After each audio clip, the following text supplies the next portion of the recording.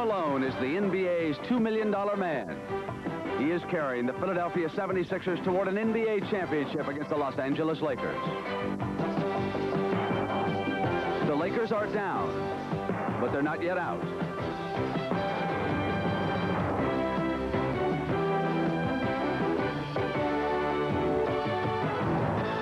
The Lakers badly need a touch of magic.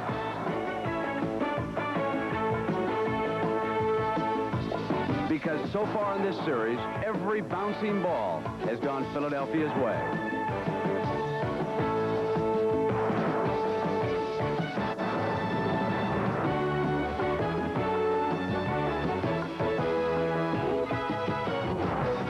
From Los Angeles, California, the focus is on the Forum, where the 76ers and the Lakers are ready for Game 3 of the championship.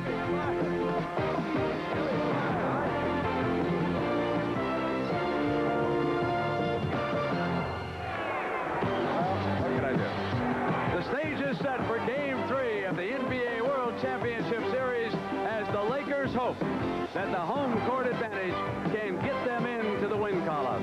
Good afternoon, everybody. I'm Brent Musburger, and welcome. You know, only 2 times in NBA World Championship history has a team been able to come back from a 2-0 deficit to win the title. The first time, 1969, when a center by the name of Bill Russell led the Boston Celtics back to a championship after they were down 2-0 to the Los Angeles Lakers. Then in 1977, it was the Walton gang, Bill Walton and the Portland Trail Blazers, who fell behind Julius Erving in Philadelphia 2-0 and then won 4 straight. For the Lakers, the road now is all uphill. But this is a classy ball club, and they have come back home to try to begin. The 2 gentlemen who will call the action for you today, Dick Stockton and Bill Russell. Let's go to Dick. All right, thank you very much, Brent. It wasn't fatigue that cost the Lakers in Game 1, nor was it the officiating that cost them Game 2. It was the Philadelphia 76ers with the familiar combination of an extraordinary team defense, which has been their trademark even before this year, but it's been enhanced considerably by the presence of Moses Malone because he gives them that rebounding strength. Also, the men coming off the bench. Earl Curitan, Clint Richardson, and Bobby Jones have been outstanding. Bill Russell, you know about good bench play and you know about good team defense. How do you view the series so far? Well, so far, the Sixers have pretty much shut down the Lakers running game. And in the half-court offense, the Lakers have been just too predictable, I think. They've almost exclusively gone inside to Kareem Abdul-Jabbar. What kind of twist could the Lakers use today? Is there anything left in their bag of tricks? Well, they have to open it up. And I think Pat Riley's going to try some innovative things. You might even see Magic Johnson inside, where he's a stronger rebounder and maybe get more points. So he'll be probably closer to the basket. Philadelphia, I would assume they wouldn't change anything. Well, they're going to take care of the old rule that says, if it ain't broke, don't fix it. All right, Bill, and also we want to tell you that yesterday the Lakers had a very spirited workout, but Norm Nixon did not take part, and his injured shoulder is more serious than first believed. And I think right now the Lakers' adage, Brent, has to be the playoffs do not start until the home team loses a game. And right now the home team hasn't lost one. Back to you. Exactly, Dick. And, of course, all of the Lakers fans are here in the Forum. And with us is a man to tell us what that home court advantage might mean. Let's go to Pat O'Brien. Thank you very much, Brent. You know, you talk about adjustments. The biggest one just may be that the Lakers are home. Outside, the sun is shining. The Lakers like to think that they are solar energized. Certainly, they are energized by the fans here at the Forum. We're standing with one who's been to every game this year, Bobby Colombi. What is it the fans do for the Lakers, Bobby? We're the 6th man on the court. We love this team, and we're not going to let them lose, ever. You know, a lot of people say the LA fans are laid back. No, not at all. We're berserk for this team. This is a way of life, you know? How about your section here now? Are you like all the other sections? Do you second-guess everybody here and there? No, we're berserk. We love the team, so every referee's decision is wrong unless it's pro-Laker. You know? You're not going to let them lose? No, there is no way. Okay, thank you, Bobby. Let's go back now to Brent Musburger. All right, Pat, thank you. With me, of course, Kevin Lockery, the coach of the Atlanta Hawks, and he'll be with us throughout this championship. Kevin, you were down and talked to the coaches, and I really have to believe that number 32, Magic Johnson, has to step up and take charge for the Lakers. You're right, Brent. Pat Riley feels that he needs at least 20 points out of Magic Johnson. Magic is a very unselfish player. He prefers to pass the ball, but with Bob McAdoo not 100%, they need 20 points out of him to beat Philadelphia. What has been the difference so far in the 2 games, Kevin? Billy Cunningham feels it's been the rebounding. Moses Malone is averaging 15 rebounds a game.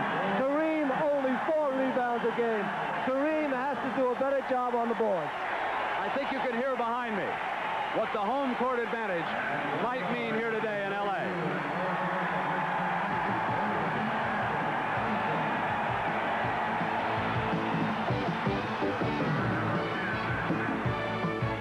The NBA on CBS. Today's championship game is sponsored by Armor All. It beautifies and protects rubber, vinyl, leather, and plastic. Miller High Life. Welcome to Miller Time. And by Mazda and the full line of sophisticated Mazda products. There's new fire from Firestone. At the 24 Hours of Daytona Road Racing Classic, Firestone introduced its S660 European speed-rated street radio in world-class style, winning the GTU class ahead of every other tire, including tires made just for racing. The S660 from Firestone, a winner in conditions tougher than you'd ever want to face on the highway. The S660, new fire from Firestone, where our proof is in performance.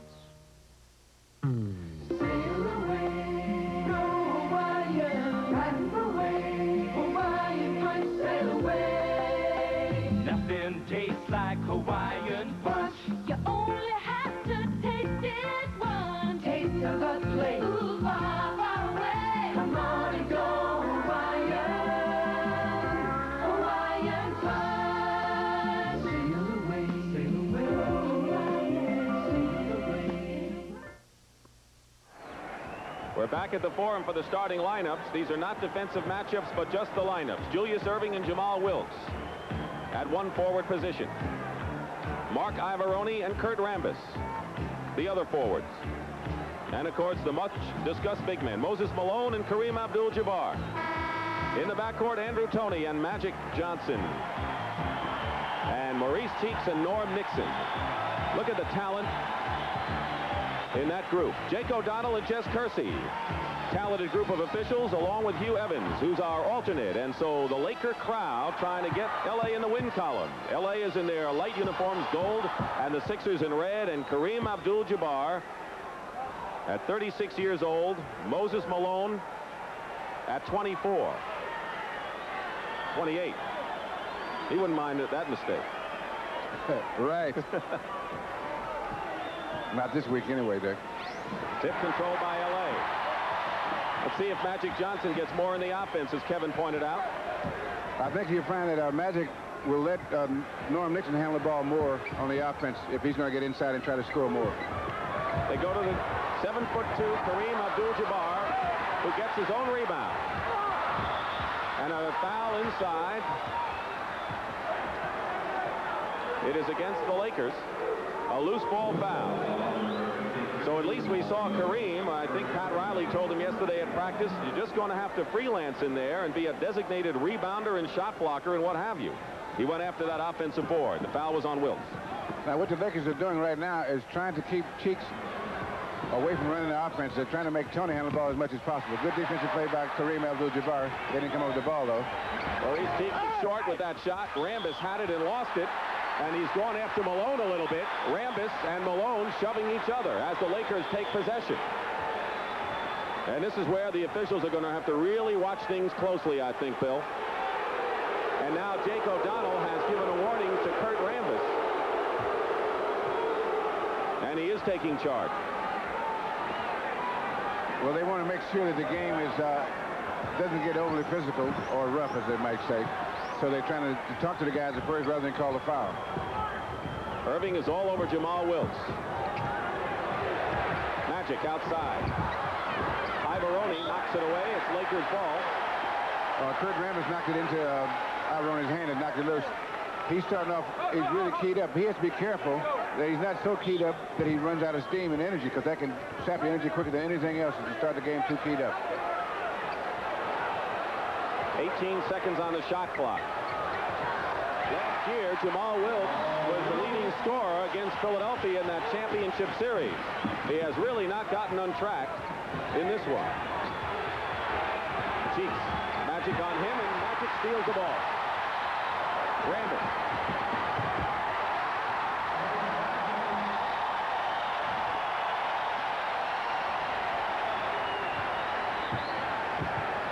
Rambis making his presence felt early. Wilkes is guarding Andrew Toney, and Kareem is guarding Ivaroni, and Rambis is on Moses Malone. Julius Erving is called for the foul over the top. Defensively, with the way the Lakers are setting up, that may be part of the reason they're not running so well. Is because with the mismatches, guys running from forward to guard, they don't run the lanes as well because they're running from start from a different place. Nearly 2 minutes gone by, first period. It's 4-0. Rambis and Kareem, it's 6-0. I think Cunningham may want to take a timeout to make sure his team gets on track. One of the reasons why Kareem will not be guarding Malone here is that Pat Riley's concerned that Kareem will pick up a couple early fouls, which has changed the whole story in many games. Ivaroni throws it away. And if Billy Cunningham could call a timeout right now with the team on defense, he would do it. And he has called a timeout. All right. Now here's the defense is double team, didn't get there in time, although Kareem missed a shot, but they're in there pounding the boards, and it bounced loose, and Kareem got it second time. He knows do it to get that close, always. Now, I think that Billy Cunningham is trying to get his guys. Okay, now we got to go down and execute our offense. The defense will take care of itself. Let's just get started offense now. Let's probably call a specific play the next time they go down. The defense is okay for the start of the game, but he's going to probably tell them what play to use the next time down. Norm Nixon, whose shoulder kept him out of practice yesterday. Jamal Wilkes, and Julius is playing Wilkes like a blanket. Good Philadelphia defense. Nixon breaks 3. Offensive foul against Los Angeles, away from the ball. And it's on Magic Johnson. It is Magic's first foul. And he was trying to get in position for the offensive board. One of the reasons why the Lakers did not go to the line many times is because they just not create that many foul situations. Here's a man that the Lakers are hoping does not explode. That's Andrew Toney. It took the Sixers now 2 minutes and 40 seconds to score in this game. Wilkes, Johnson, foul. Moses Malone. Moses doesn't like that call, and he had 5 fouls when he went to the bench in game 2, and the Lakers couldn't take advantage of it. And the crowd appreciates this call as Johnson goes to the line for 2.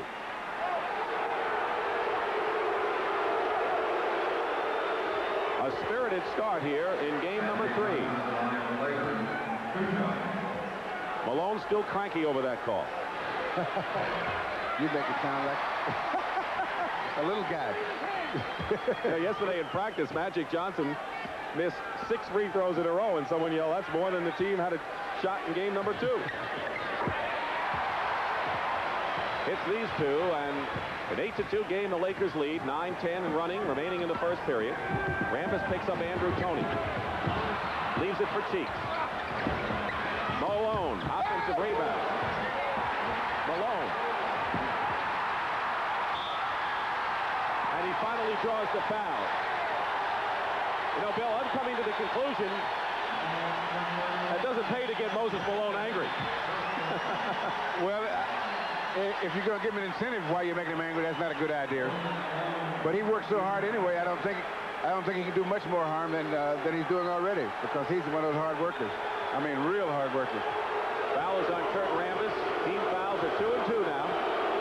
Now, Dick, in the playoffs, you get a lot of posturing done. A lot of guys saying things and saying things. And this stuff, most of the reason for it is to try to get an edge, because the referees, they hear all this stuff. You know, like we didn't get any free throws and all this kind of stuff, and you're just trying to get just a little edge as much as you can. 8-4 the score. The Lakers have had the lead since the start, scoring the first 6 points. Rambis with a good move past Ivaroni. He went baseline on Ivaroni and taught him a lesson there. See, this is Rambis' second year, and he's going to teach that young upstart something. They were both cut from the New York Knicks within a day of each other. They've known each other. Toney in the crowd. Good play by Toney. He had Kareem and a few yellow shirts in there. Jamal Wilkes. Rambis gets another offensive rebound. And Norm Nixon. All 5 Lakers starters are in the scoring column. And this game is a very physical game. Now, here's the matchup I was talking about with Jamal Wilkes on Tony. The transition from offense to defense, because he started from the guard position, is altogether different for him. It can be difficult. That's the reason the timing is not there on that fast break. Julius Erving, who had 14 points in game 2 after a 20-point output in game number 1. Rambis. They're not double teaming Kurt, and he takes steps.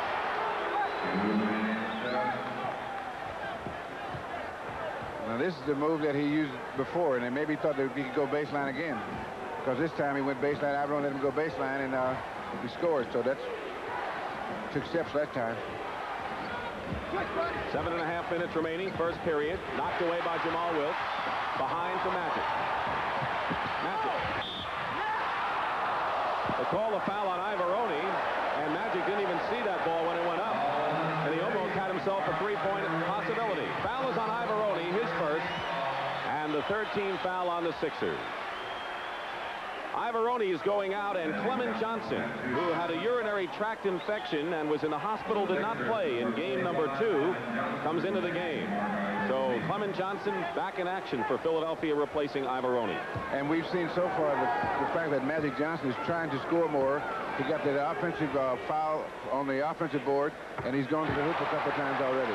You get the sense that the Lakers know they have to be more aggressive. I mean, not only is Johnson being that way, but Rambis particularly.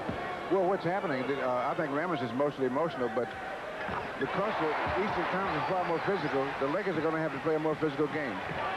You have said many times during the year that there's simply a difference between the East and the Western Conference as far as physical play. The East has most of the muscle people. Illegal defense called against Los Angeles. That's a warning. Second time will be a technical foul. And without going into a lot of mumbo-jumbo, it has to do with playing a zone where a man is just on the floor not guarding someone. I think that, in that case, it was Kurt Rambis didn't go outside with Andrew Toney. 14-8, the Lakers are leading. Julius Erving into the basket against Wilkes. Julius has the ball again. Traveling. Lakers are playing a better swarming defense than we have seen in 3 games. They've worked at it before, it just wasn't as effective. I think that what they've done is you call fine-tuning, is make sure that they start to where they want to go a little quicker. That's all. They step up quicker, they're much more effective. Under 7 minutes to go, first period. Lakers have led all the way. Rambis. Great play by Norm Nixon and Kurt Rambis, but you see what I mean by Norm Nixon handling the ball more on the offense. Yes.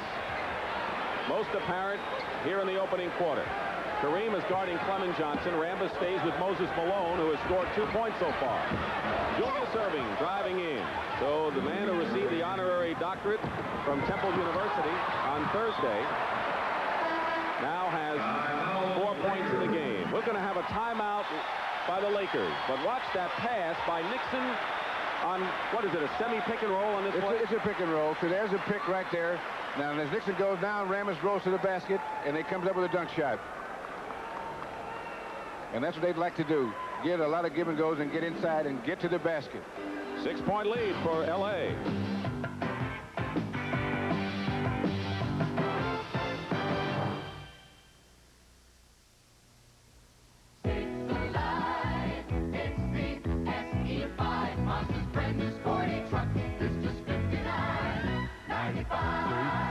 Now Mazda's got a new sporty truck priced down with other people's base trucks.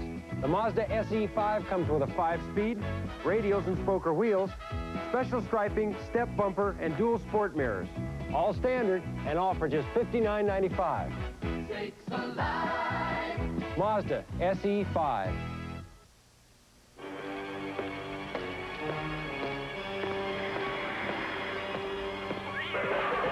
That kid's out there again.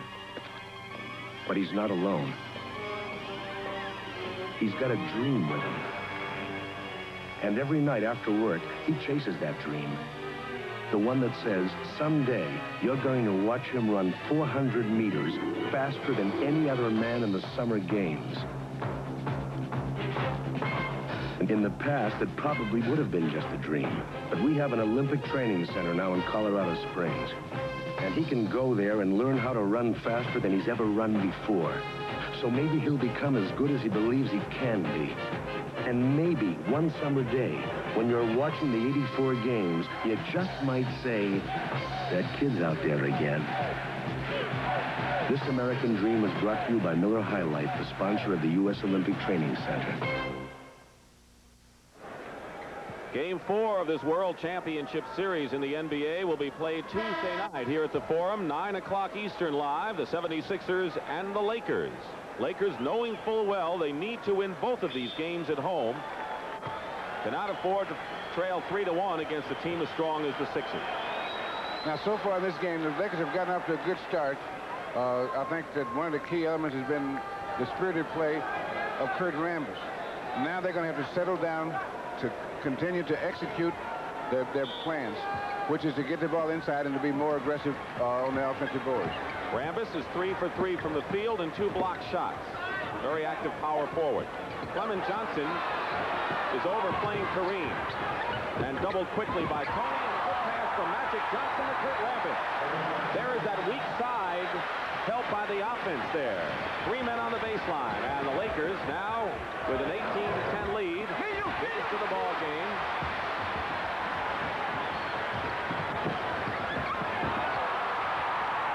And Jamal Wilkes. He had a season's high of 36 against Philadelphia this year. They'll need his scoring.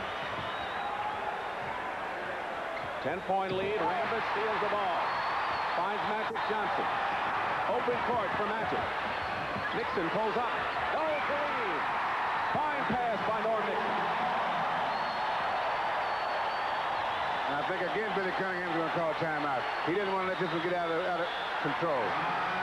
Absolutely right, Bill.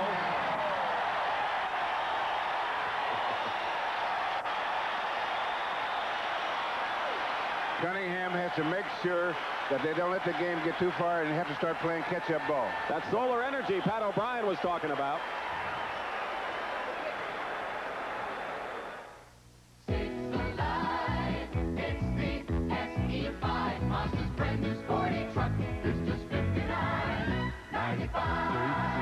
Now Mazda's got a new sporty truck priced down with other people's base trucks. The Mazda SE5 comes with a 5-speed, radials and spoker wheels, special striping, step bumper, and dual sport mirrors. All standard and all for just $59.95. Mazda SE5. I'm Rick Fowler, State Farm agent, Orlando, Florida, speaking for the thousands of State Farm agents around the country. With State Farm's Home Alert discount, you'll save money on your homeowner's insurance. With deadbolt door locks, a smoke alarm, and a fire extinguisher. You can't lose. You save money on your homeowner's insurance, and you protect your home. Ask a State Farm agent about the Home Alert discount. And like a good neighbor, State Farm is there. When you buy a new car, you want to keep it looking new. And that's easy with Armor All Protectant. A scientific formula that took a polymer chemist 10 years to develop.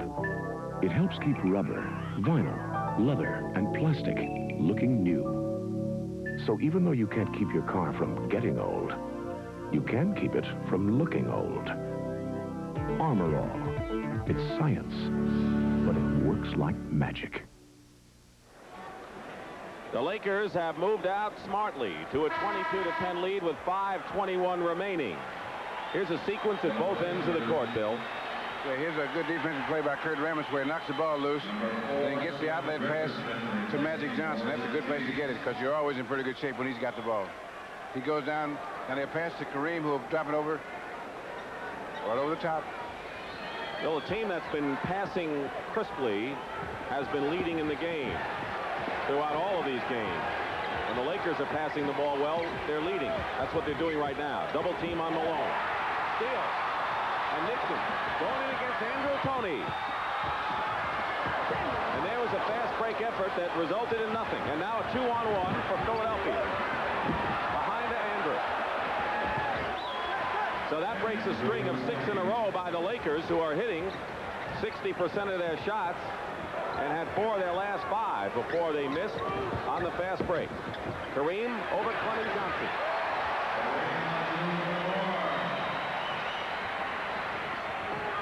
with the diversification in their offense that the Lakers have put in, now that skyhook becomes a safety valve rather than the main offense. Clint Richardson has come in the game. He's handling the ball now. Missing from the corner. Kareem gets the outlet to Nixon. 2-on-1 with Jamal Wilkes.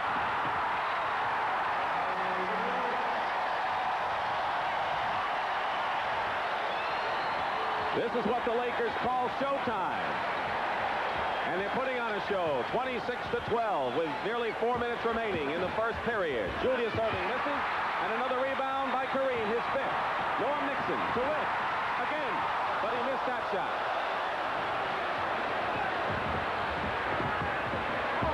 Erving is fouled going in.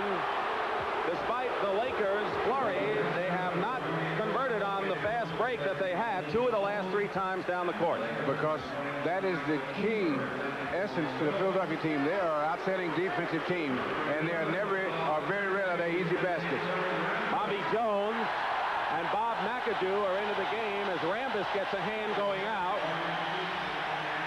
McAdoo, they need his scoring. Kurt Rambis gave them what they needed, 8 points and 2 block shots.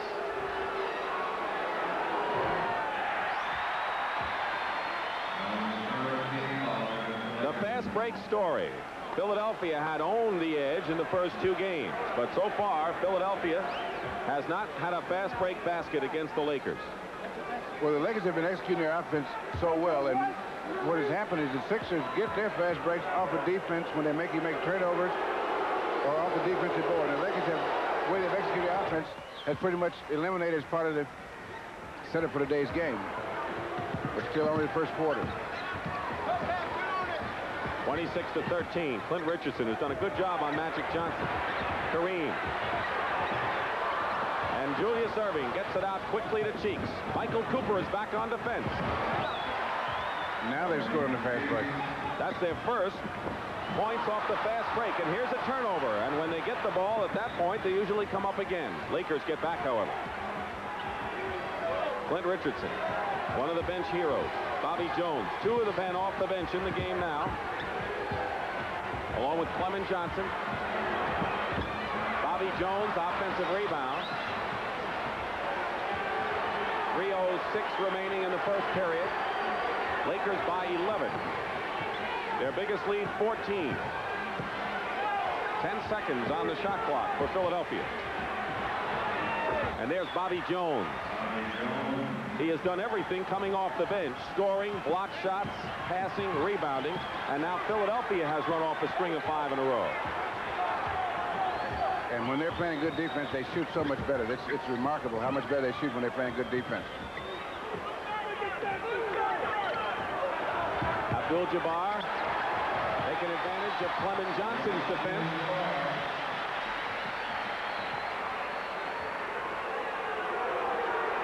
Jake O'Donnell had some words for Pat Riley. Oh, I think that the 2 coaches have a lot of conversations out loud. It's called a stage whisper that the referees can overhear. 22:20 remaining, first period. McAdoo on Jones. Nixon on Cheeks. Clement Johnson had it and lost it. Bottled up. Last touch by McAdoo.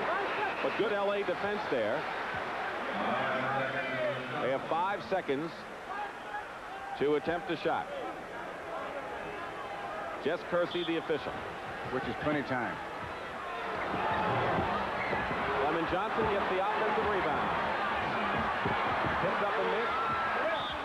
And it's still Philadelphia ball. Right now, Philadelphia is far more aggressive than LA off of their offensive board. Well, Bob McAdoo's in there. He's in position, but because of that leg, he can't jump. And he's in there reaching, trying to get rebounds, and that not with these guys reaching, will not get it. Good explanation. Under 2 minutes to play, first period. Julius got free and Bobby Jones. You know, the Bobby Jones-Julius Erving combination is similar to what Magic and Wilkes do for the Lakers. They play very well together. Defensively, too, they cover for each other. I've watched them work the coverage for each other defensively, and they know each other very well. So the Sixers have cut the Laker lead to 9 right now. McAdoo out to Michael Cooper. Puts a fake on Julius Erving. Michael Cooper who is 6 for 7 from the field. In game number 2, scoring 12 points. He has been scoring about 4 more than his regular average. Kareem on Bobby Jones's miss.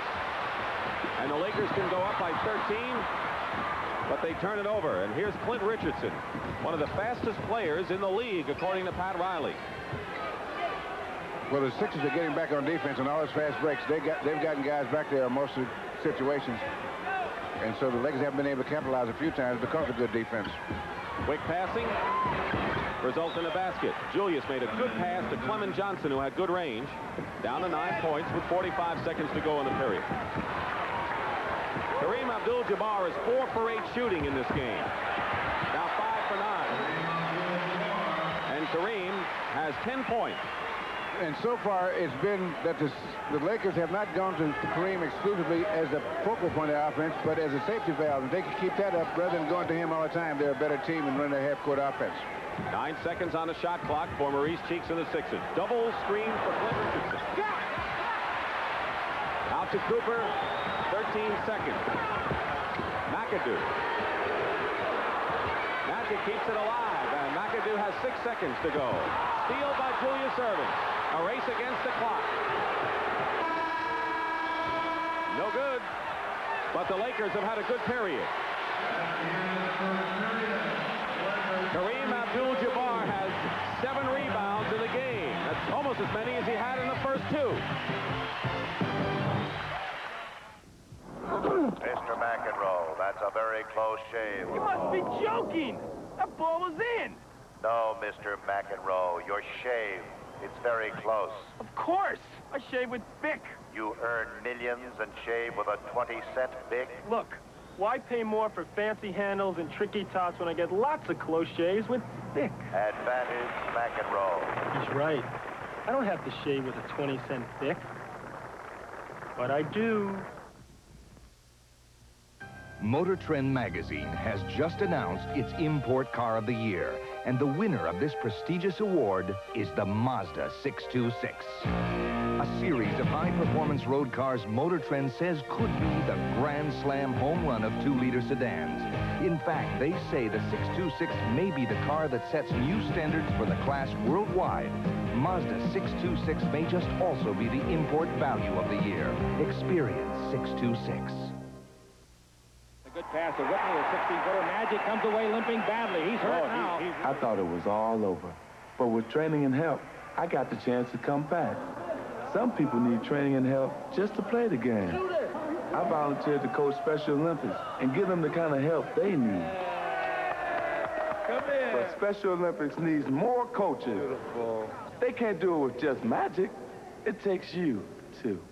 Furnished as a public service by the National Basketball Association. At the Memorial Golf Tournament in Ohio, final round action has been delayed because of rain. David Graham has a 1-stroke lead over Hale Irwin and Ben Crenshaw. We will have a report from Pat Summerall and Ken Venturi at halftime of our game as we start the second period here in Los Angeles. Pat Riley said, I need Kareem Abdul-Jabbar to get into double figures in rebounding. He had 4 rebounds in each of the first 2 games, but so far he is the leading scorer with 10 points. And more important for the Lakers, he has 7 rebounds as you look at the matchup with Moses Malone. Well, Moses in the games, the first 2 games, didn't really get off to a fast start. But he's so relentless and has such stamina that you know his totals will really increase as the game goes. Mark Landsberger, number 54. The old bull in the china shop is in the game for the Lakers. Tough physical player inside. Philadelphia has Iavaroni starting up front with Bobby Jones. Cheeks loses it to Michael Cooper. Baseline. Jamal Wilkes. He has 8 points as Kareem starts the second period on the bench. McAdoo is playing the center position with Landsberger and Wilkes up front, and Moses Malone remains in the game. Now, what you see the Sixers will do, usually to try to take advantage of McAdoo, is to go inside in driving situations, not necessarily to Moses. Malone is guarded by Landsberger, who caused him problems in game 1. The basket will count and a foul on Landsberger.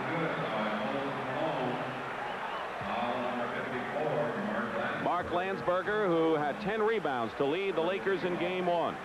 Now, Moses scored on that play, but he scored it on Landsberger. But the key to what the Sixers try to do when Kareem is not in there is to get penetration, because they can go to the hoop without hit, because when he's in there, there are not a lot of layups, although some people don't think he's as good a defense as a player as he is. He's very intimidating defensively.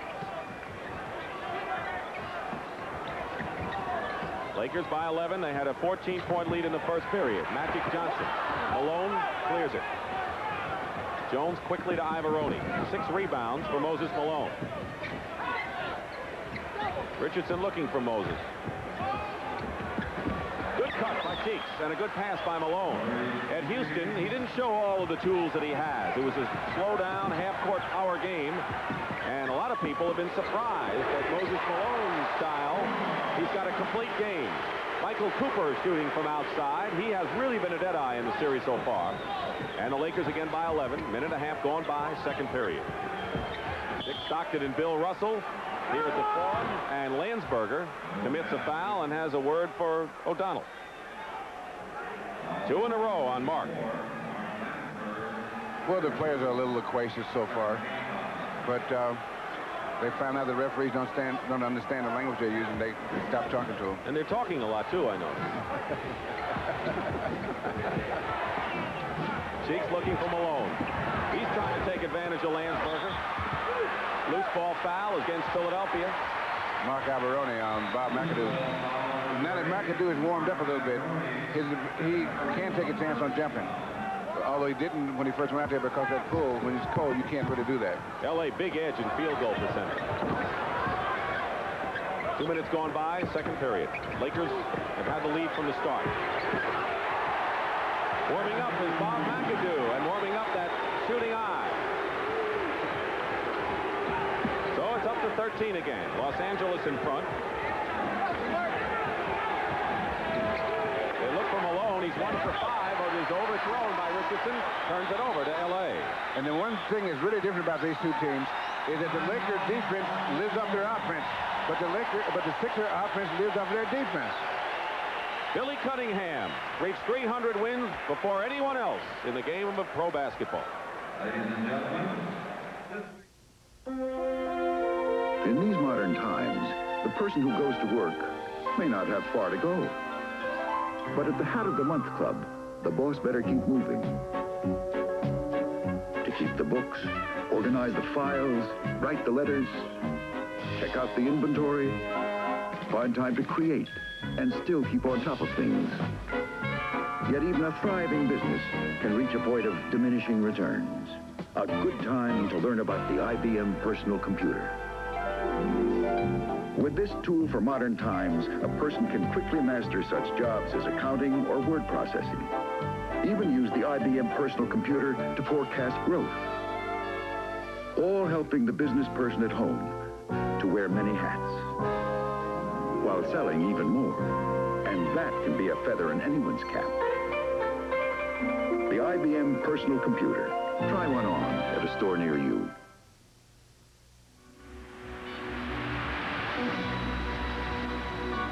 In the world of driving, there is a name that is legend.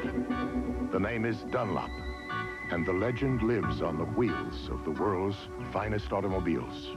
A legend proclaimed on racetracks and highways around the globe. Because the driver who knows tires demands the legend. Dunlop. The legend lives. Next weekend, undefeated heavyweight Marvis Frazier takes on a man his father fought, Joe Bugner. Plus, Acapulco cliff diving next weekend on CBS Sports Saturday. CBS Sports Saturday, 4:30 Eastern, 3:30 Central and Pacific. Next weekend, Bugner against Marvis Frazier.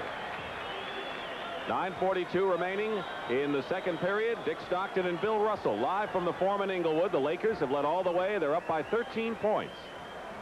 You know, Dick, it's interesting to me to see how the Lakers play when they're 2 games behind. And because to be champions, you have to be able to play under all conditions. And it's interesting to watch them, see how they perform today. Magic has 6 assists so far, looking for a 7th. Off the screen, Wilt. 7 assists for Earvin Magic Johnson. who had 11 in the first game and 13 in the second. And Jamal Wilkes with 5 for 7 from the field, far and away his best shooting game so far. Biggest lead of the game right now by the Lakers is 15, but now L.A. is called for the foul. That's Landsberger against Malone again. You know, Moses is not only strong and quick, but he's a very smart player. And when it comes to pushing, there has to be a reason he hasn't gotten in a lot of foul trouble, because he knows what he's doing. 3 fouls, and then Landsberger goes out, replaced, of course, by Kareem, who has 10 points and 7 boards. McAdoo sagging off against Ivoroni. Jones put a move on Johnson and then got his own rebound. Bobby Jones is all over the court. If there is a subtle hero so far for Philadelphia in the 2 games, it would have to be Bobby Jones. Under 9 minutes to go. Second period.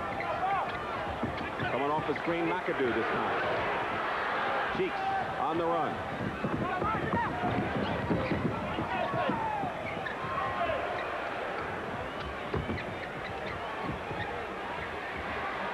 Tony looking inside, double team on Malone. Now Andrew goes in, knocked away by Magic Johnson. Good defense by Magic and Kareem. Inside Kareem, outside Magic. What Magic saw was that Andrew Tony had to pull up for the jump because Kareem was there, and so he came in and played the defensive play perfectly. Andrew trying to free himself. Rebound Johnson. This is what the Lakers like. Philadelphia is back on defense, but here comes Johnson.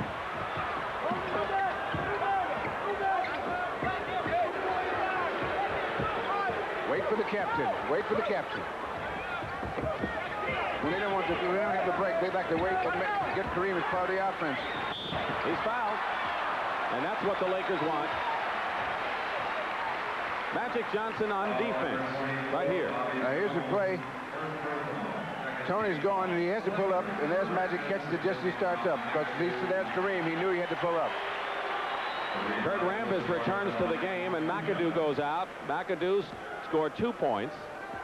Rambis in. The personal foul was on Bobby Jones, his first. 2 team fouls on Philadelphia. Lakers have been hit with 3. Julius Erving now comes back in the ball game. He has scored 7 in the game. Julius will beat you so many ways. Bobby Jones is out. He had 5 blocked shots in the first game. He can pass, rebound, and they'll still score if they need it. First miss from the line by the Lakers in this game. Up by 14. Under 8 minutes to go. Julius Erving. He makes it look so easy, and it's not. He has a couple of championship rings when Kevin Lockery coached him with the ABA Nets. He's looking for his first NBA championship. Rambis looking inside. Wilkes has nothing there, and Kurt. That's an Earl Cureton style shot, isn't it? Hey, he's having one of those days. You might as well try it. When you're having that day, nothing goes wrong. 5 for 5 for Kurt Rambis. Irving comes back, and Kareem has his 8th rebound. This could be the biggest lead of the game if the Lakers can convert with 7:15 to go in the first half. It's been all L.A. Wilkes off Ivoroni. And it's Philadelphia ball as Rambis almost took it away from Ivoroni. Norm Nixon is coming back in for Los Angeles, not showing too many effects apparently of that injured shoulder. And going out of the ball game is Magic Johnson, and he has been superb. 4 points, 7 assists for Magic. Norm Nixon's my idea of a tough guy. Because he's hurting a little bit, and he's playing just like that's his part of the game. Andrew Toney looks to Cheeks. And he knows what to do with it. He's a safety valve for the Philadelphia offense. Must have had his fill of chocolate chip cookies last night. You can live on those things. Does Cheeks. Kareem. Skyhook misses, and Ivoroni fights 2 Lakers for the ball. 43-31, Lakers lead. 6:22 to go. There's a pass from Tony to Malone, who's fouled by Michael Cooper. Andrew Toney with a fine pass to Moses Malone, and he'll go to the line. But first we'll have a timeout. And you've seen more outstanding defensive plays in this game already than you've seen in a lot of games for 48 minutes.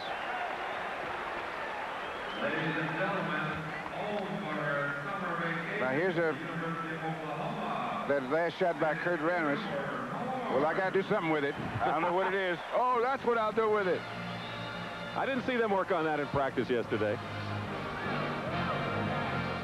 For 8 hours a day, we're doing what we like doing. Can't beat that. Wanna bet? Welcome to Miller Time. It's all yours and it's all mine. Bring your thirsty self right here. The rich, smooth taste of Miller beer is what you have in mind. So welcome to Miller Time. Welcome to the rich, smooth taste of Miller High Life. Last year, 90,000 high school graduates joined the Army. Some came for the challenge, some for the excitement, some for the new Army College Fund. For every dollar they put in, Uncle Sam puts in 5 or more. So after 2 years in the Army, they can have up to $15,200 for college. Be all that you can be. Call for your free booklet on the Army College Fund. You'll be in good company. In the Army. At Ford Motor Company, quality is job one. This is one of 1,100 employee involvement groups formed by Ford and the UAW. No squeak, no water. This group reviewed the body assembly goals for the new 1984 Mercury Topaz. We've got to make sure everything's fit. And I think we've done it. Employee involvement, another reason Ford achieved the highest quality rating of any major American car or truck maker. At Ford, quality is job one. Next Sunday, the world's top drivers must navigate their Formula One cars through the perilous hairpin turns of the Detroit Grand Prix next Sunday on CBS Sports. Kevin Lockbury, Pat Riley is showing us something with his guts as a coach. He sure has, Brent. Most coaches being down 2-0 would make changes. He went with Rambis on Moses. Rambis shut out Moses in the whole first quarter, and Orsko was 5 for 5 from the floor for 10 points. All right, let's go back over now to Dick and Bill. Thank you very much, Brent. Don't forget at halftime, Kevin and Brent will assess this game a little deeper. Pat O'Brien will also be with us. Rambis has outscored Ivaroni 10-0. Ivaroni had played 2 fine games in the first 2, but I think we're seeing also a more active Magic Johnson and a judicious use of Kareem on offense. Yes, and they're moving the ball real well. You notice that when the Lakers are playing very well, Jamal Wilkes has good shooting days. And I don't know how many points he's got, but I do know that he's been very effective today, and that's one of the key things to watch for when the Lakers are playing well. He has 10 points, and he's been hot from the field. He's been struggling so far from the field in the first 2 games. Nearly halfway through this first half of the second period, Nixon called for the offensive foul. He had to shove off with his left arm when he went up with the right hand on that shot. Second personal foul on Norman Nixon, and the 14th foul against the Lakers, and one more, and it'll be the penalty. Each team is allowed 4 team fouls in a period before they're in the penalty. Now, this is something that the Sixers like to do. They like to isolate Julius, Tony, or Moses so they can play one-on-one. That's the key to their offense, is to try to get these guys isolated so that the double team is not effective. And then play the good, strong team defense. Julius Erving is 5 for 11. We're going to see Johnson come back in the game for the Lakers. It's a 9-point game again. 76ers slicing it down to 9. It was 15. Wild shot off the side of the backboard by Kareem. It was blocked by Moses. And here comes Cheeks driving right past Nixon. Ivaroni is fouled by Kurt Rambis. This is where the Lakers, they want to maintain a lead at halftime, have to really put the stops on. Now here's the play. Cheeks goes up, he misses it. And now there's the foul right there. Take that. You're going to foul? Make it count, right? Just don't draw blood. That's the 15th foul against Los Angeles. Magic Johnson comes in, replaces Kurt Rambis. Now, the reason you have to rush Magic back in there is the Sixers are starting to get a little stronger on the boards. And he's the best rebounder they have, so you got to have him in there. It'd be nice to draw conclusions of what's happened so far, but you really can't because the Lakers have more than held their own in the first half of the first two games. It's been the second half when the rebounding has really changed dramatically in favor of Billy Cunningham's Sixers, and Philadelphia has just gone on a scoring splurge. Tighten up the defense. Against Malone, Kareem. This is the sky hook, Julius.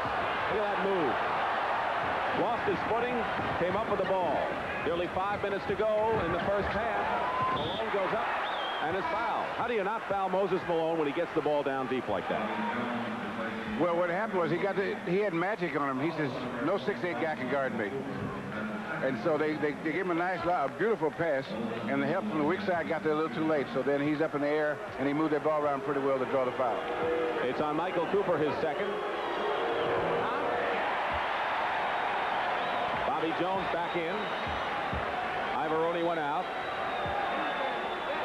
The 76ers have gone on the line 10 times and have managed to hit only 4 shots. Now they're getting closer to 500, which is still not good enough. 8-point game.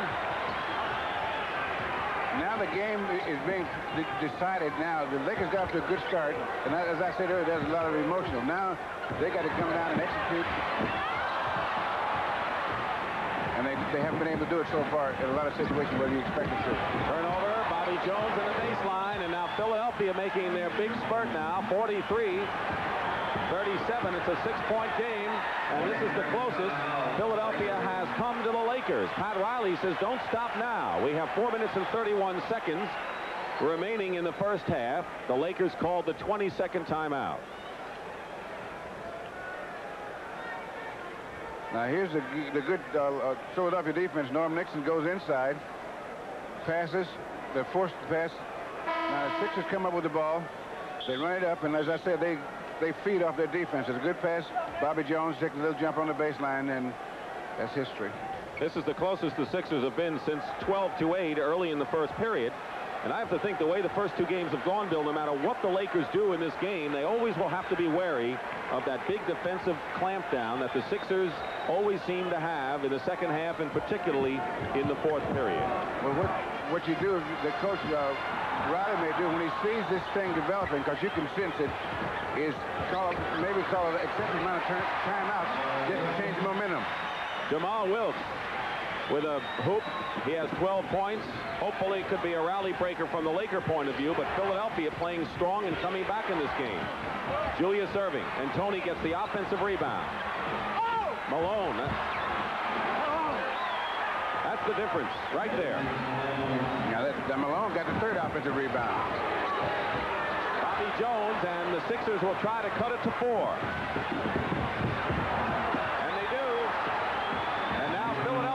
Is the band on the run now, and the Lakers are trailing 45-41, or leading by 4 points with 3:40 to go in the first half.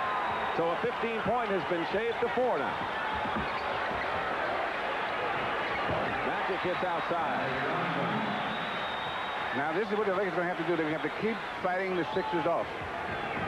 Get those key baskets that stop these tremendous offensive runs that are set up by the defense.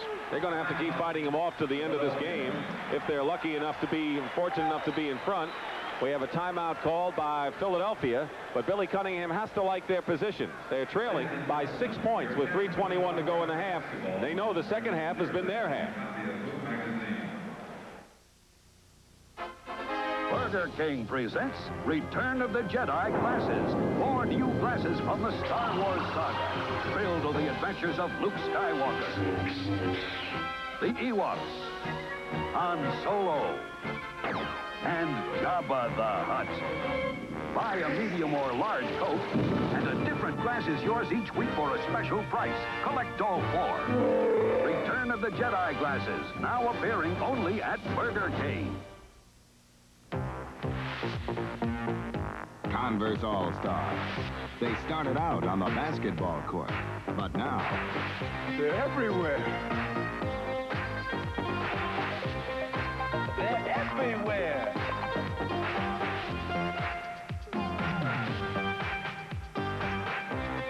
They're everywhere. Converse All-Stars. Look for them everywhere.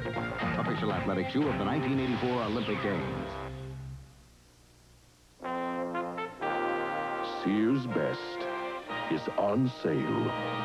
That's right. Our best battery shocks and tires are on sale. Save $15 on the Die Hard. Only $54.99 with trade-in. Save $7 on Steady Rider radial tune shocks. Warranted as long as you own the car. Get 25% off steel-belted road handler all-season radials with a warranty for 50,000 miles.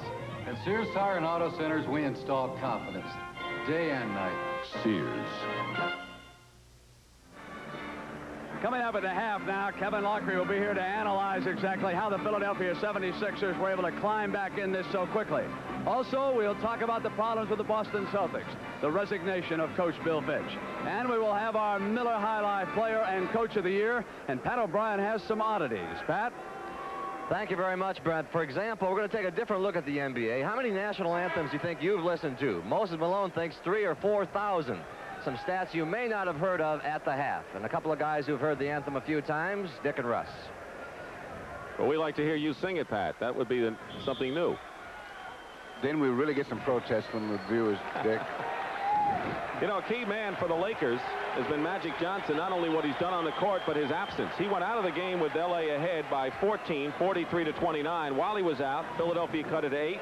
Then extended it to 12-2 as part of that spurt before the Lakers hit a couple of field goals. And when they did, Magic was part of it. Well, when he's running the offense, it's a little more difficult to shut it down. Philadelphia trying to cut it to 4. The closest they've come is 4 points. Andrew Toney and Jamal Wilkes, who's had a good first half. Here's Johnson running the show. He's short. Malone gets the outlet pass to Andrew Toney, and that's as easy as that.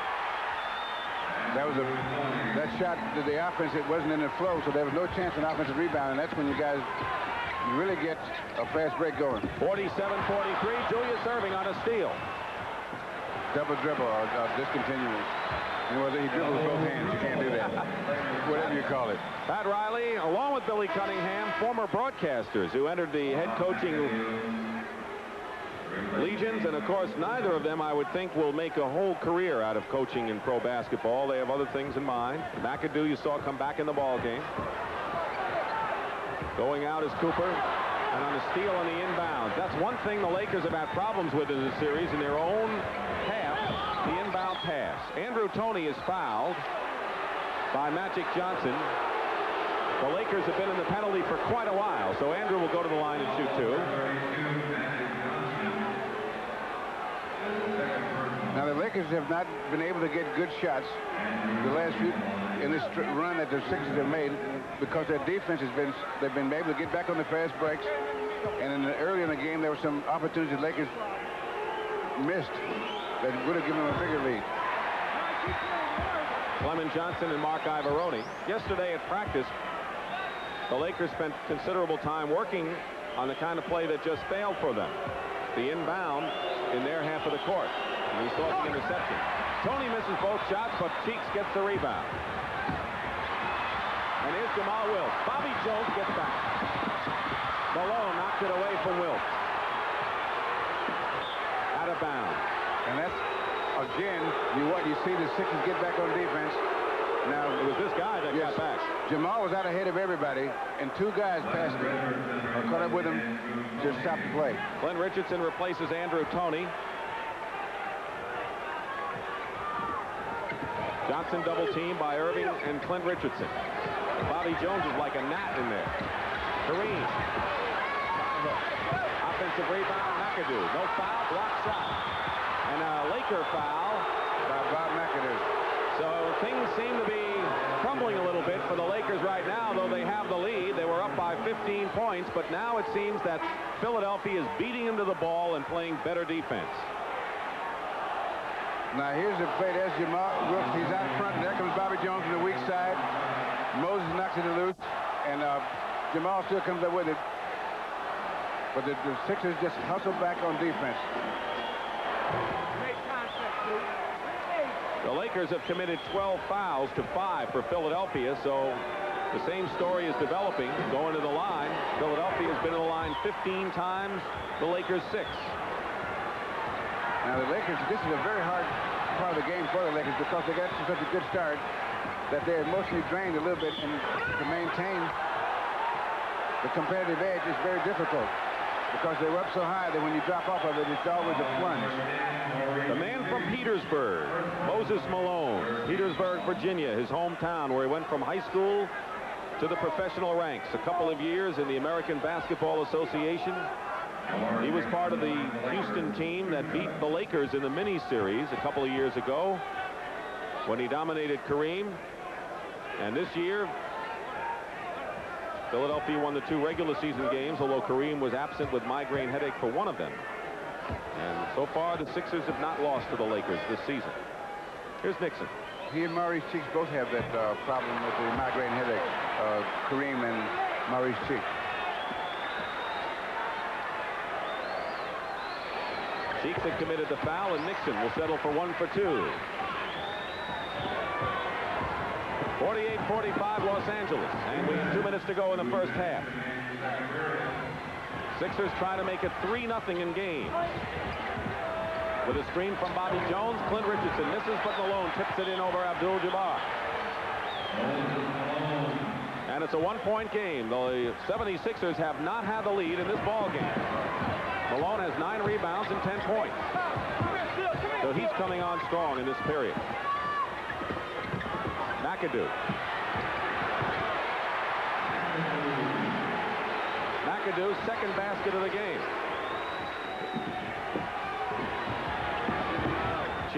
Cheeks is very important for Philadelphia.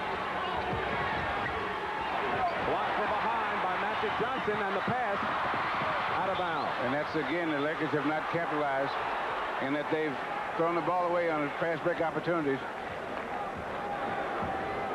Even when they had the big lead, they did not complete the fast break opportunities every time down, or most of them.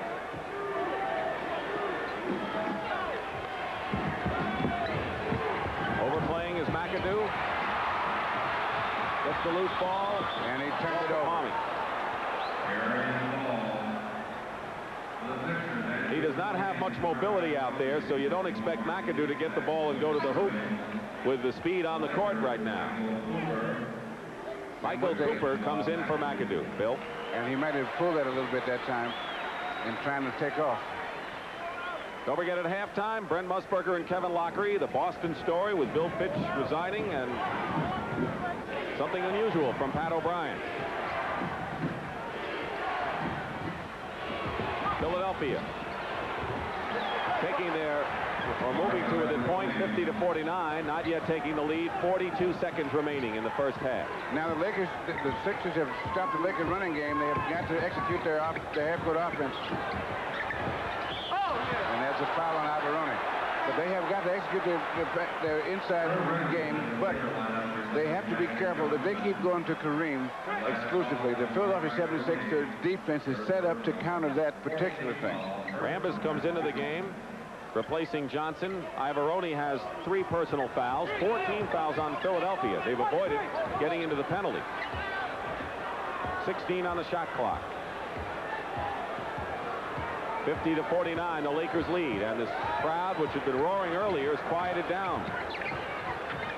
Wilkes and Bobby Jones the rebound. Bobby Jones is everywhere, doing everything. Cooper knocks it back to Wilkes.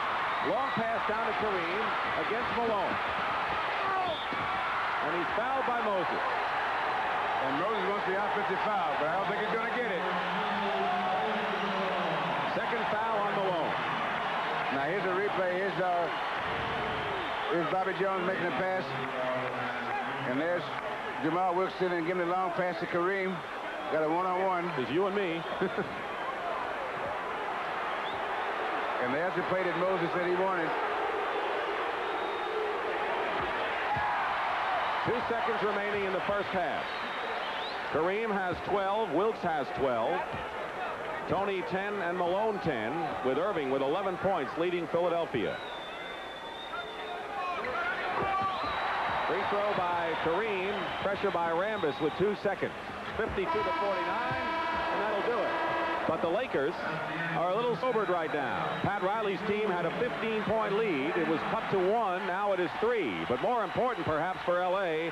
is that Bob McAdoo re-injured the muscle pull in his thigh, and we don't know what his status will be when he comes back in the second half.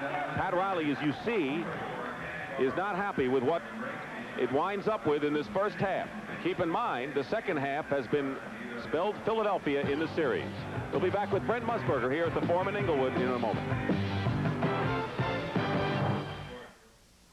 Used to good friends. Tonight is kind of special. Congratulations, you coached a pretty mean game. Well, I had a pretty good teacher. Did I teach you the part about the winning coach buying the Lowenbrow? You got it. Give me 10 minutes. I gotta go yell at my players. When you want the taste of a truly great beer, tonight, let it be Lowenbrow. So tell me, what'd you say to your teacher? Told him we were outcoached. Let it be Lowenbrow. The future of car wax is new Bodyguard by Simonize. A durable wax that's also fast. How? 2 kinds of silicones. Low-friction silicones cut drag for fast waxing. And high-durability silicones bond to your car's body to guard against weather, guard against detergents. And the proof is incredible beading. The future of car wax is Bodyguard by Simonize. Liquid paste or express spray. Watch this move. And see what years of concentration have done for me. See, you do one thing, and you could be the best. Like Kentucky Fried Chicken. All they do is chicken. Tender, juicy, with that secret blend of 11 herbs and spices. And now, if you want to see how good it really is, watch this move. Wow! Kentucky Fried Chicken, we do chicken right. It's here, the '84 Ford Tempo, America's all-new aerodynamic sedan. Tempo has a surprisingly quick power response, plus mileage this high. One reason, a new level of aerodynamic design. Another, the world's most advanced automotive computer. Built right in, it continually monitors 7 vital engine functions for optimum power under any driving conditions. Have you driven a Ford lately?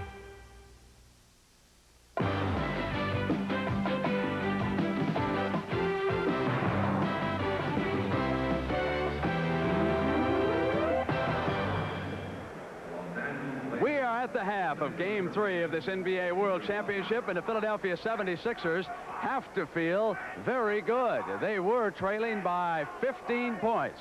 Now, meanwhile, there was a dramatic story at the Indianapolis 500 today. Tom Sneva captured the victory. He beat Al Unser Sr. But when they came down to the conclusion of the race, Al's son, Al Unser Jr., tried to hold off Sneva so his father could slip past and win the race. But it was Sneva who got past the younger Unser and captured this in the second fastest time in the history of the Brickyard. For young Unser, he wound up 10th. Rick Mears wound up finishing 3rd. Now, in the NBA, the big story this week concerned the Boston Celtics. Their owner, Harry Mangurian, said he was sick and tired of feuding with the Boston Garden, and he was going to sell the franchise. And then suddenly on Friday, his coach, Bill Fitch, announced that he was quitting. He had this reaction after his announcement. I'm certainly leaving here with great feelings about Boston, and no bitter, and I wasn't pushed out. In fact, I'm still got 3 years left on a contract that if I wanted to work here, I could. But I just think that sometimes change is good. Already there are rumors about a successor to Fitch, one of which has Jack McKinney, who is very popular with general manager Red Auerbach, leaving Indiana and becoming the coach of the Celtics. And then there's an assistant in Boston by the name of K.C. Jones. He once did an outstanding job as head coach of the Washington Bullets. Well, not everything is grim warfare in the NBA. There are some lighter touches around this league, and to take a look at that, let's go to Pat O'Brien. Pat? Okay, thank you, Brent. You know, we examine a lot of stats during the course of a game, but I began to think there are some stats that you may not have thought much of, but they are stats that the players are certainly very much aware of. Frankly, most Americans get so caught up in their own work, they forget that there are hardships in other occupations, even those that seem ideal, like getting paid huge amounts of money for playing a game most people learned in gym class. Let's get one thing straight right now. We are not by any stretch of the imagination feeling sorry for the NBA players. They are, as a group, the highest paid professional athletes. It is seasonal work. But the job does have its, well, its ups and downs. For example, think for a moment about the physical aspects. Like to jog? How about sprint? A starter sprints up and down that waxed hardwood maybe 100 games, sometimes full speed, and when it's all added up, that's 200 miles of wind sprints. Let's talk tennis shoes. How many do you have? One, maybe two pair? Some players wear a new pair every night. That's 200 shoes to break in, lace, dispose of. While we're on that subject, how many times at your job do you get dressed, undressed, dressed, and undressed, and dressed again? Travel in your job? Regular season plus playoffs take the players maybe 100,000 miles. And for one thing, that's a lot of movies in the air. Only time I really like movies is when a good Western is on. They never show no Western on the airplane, so, you know, they in trouble with me. I don't watch movies. Hotels. They were not made for very tall people, period. The showers are too little, the beds too short. The showers are a hassle. You know, I hit my head on a few curtain rods getting in and out and having to stoop to take a shower. Well, I'm a diagonal sleeper. I have been most of my life. And, you know, you just make ends meet. How about national anthems? 100 or so renditions a year, and trying to stay interested after the first dozen or so might be a chore. This one particular guy was singing the national anthem. And after the first line, he forgot the whole anthem.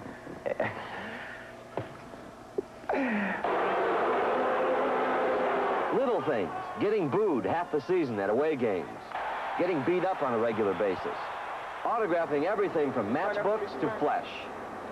This one lady told me, she said, hey, autograph me right here on my thigh, and I never watched it again, you know, but I had to back away from that one. But it is nice work if you can keep it, and hey, it is seasonal. But if you lose, the off-season can be awfully depressing. But not for long. Summer camp is only 3 months away. Oh, well, somebody's got to do it. It's the best job in America as far as I'm concerned. I wouldn't trade it for any other job, and I think there's a lot of people out there that would be happy to have my job. You know, sometimes the job is boring. The Celtics, to break the boredom, had an 11-year gin game, and at last count, Sam Jones owed Bill Russell $4 million. Or was it the other way around? I don't know. Let's go back to Brent Musburger. Thank you, Pat. Coming up, we're going to go back to Pat Summerall and get an update on the Memorial Golf Tournament, and they will be giving you that right after these messages from your local station.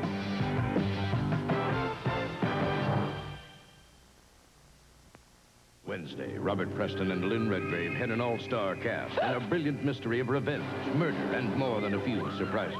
Rehearsal for Murder, Wednesday. This is CBS. Easy. Even when the West was mostly made of dreams, there was Wells Fargo. It's worth a fortune. Want to see something funny? Yeah. Helping people turn a vision of life into life itself. It's something we still do. If you need money to buy, build, or become something, Oh, excuse me. talk to the bank that's been lending money to Westerners It works. longer than any other bank. When you run a small business, problems can leave you groping in the dark. You couldn't sleep either, huh? Unless you have a reliable guide, like the Texas Instruments professional computer. We do it by Tuesday? It helps you control inventory, check alternate schedules, and gives you answers today. So tomorrow dawns as planned. Mike, I've got it. Right. The TI Professional Computer. See your Sunday paper for our free memory expansion offer. What's black and white? Smooth, but rocky.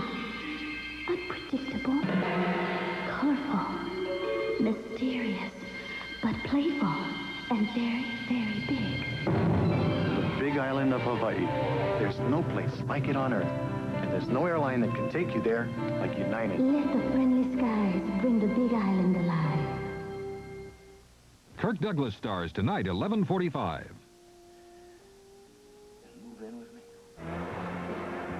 Lakers lead the 76ers by 3 here at the half, and let's check in with Pat Summerall and see about that rain at the Memorial.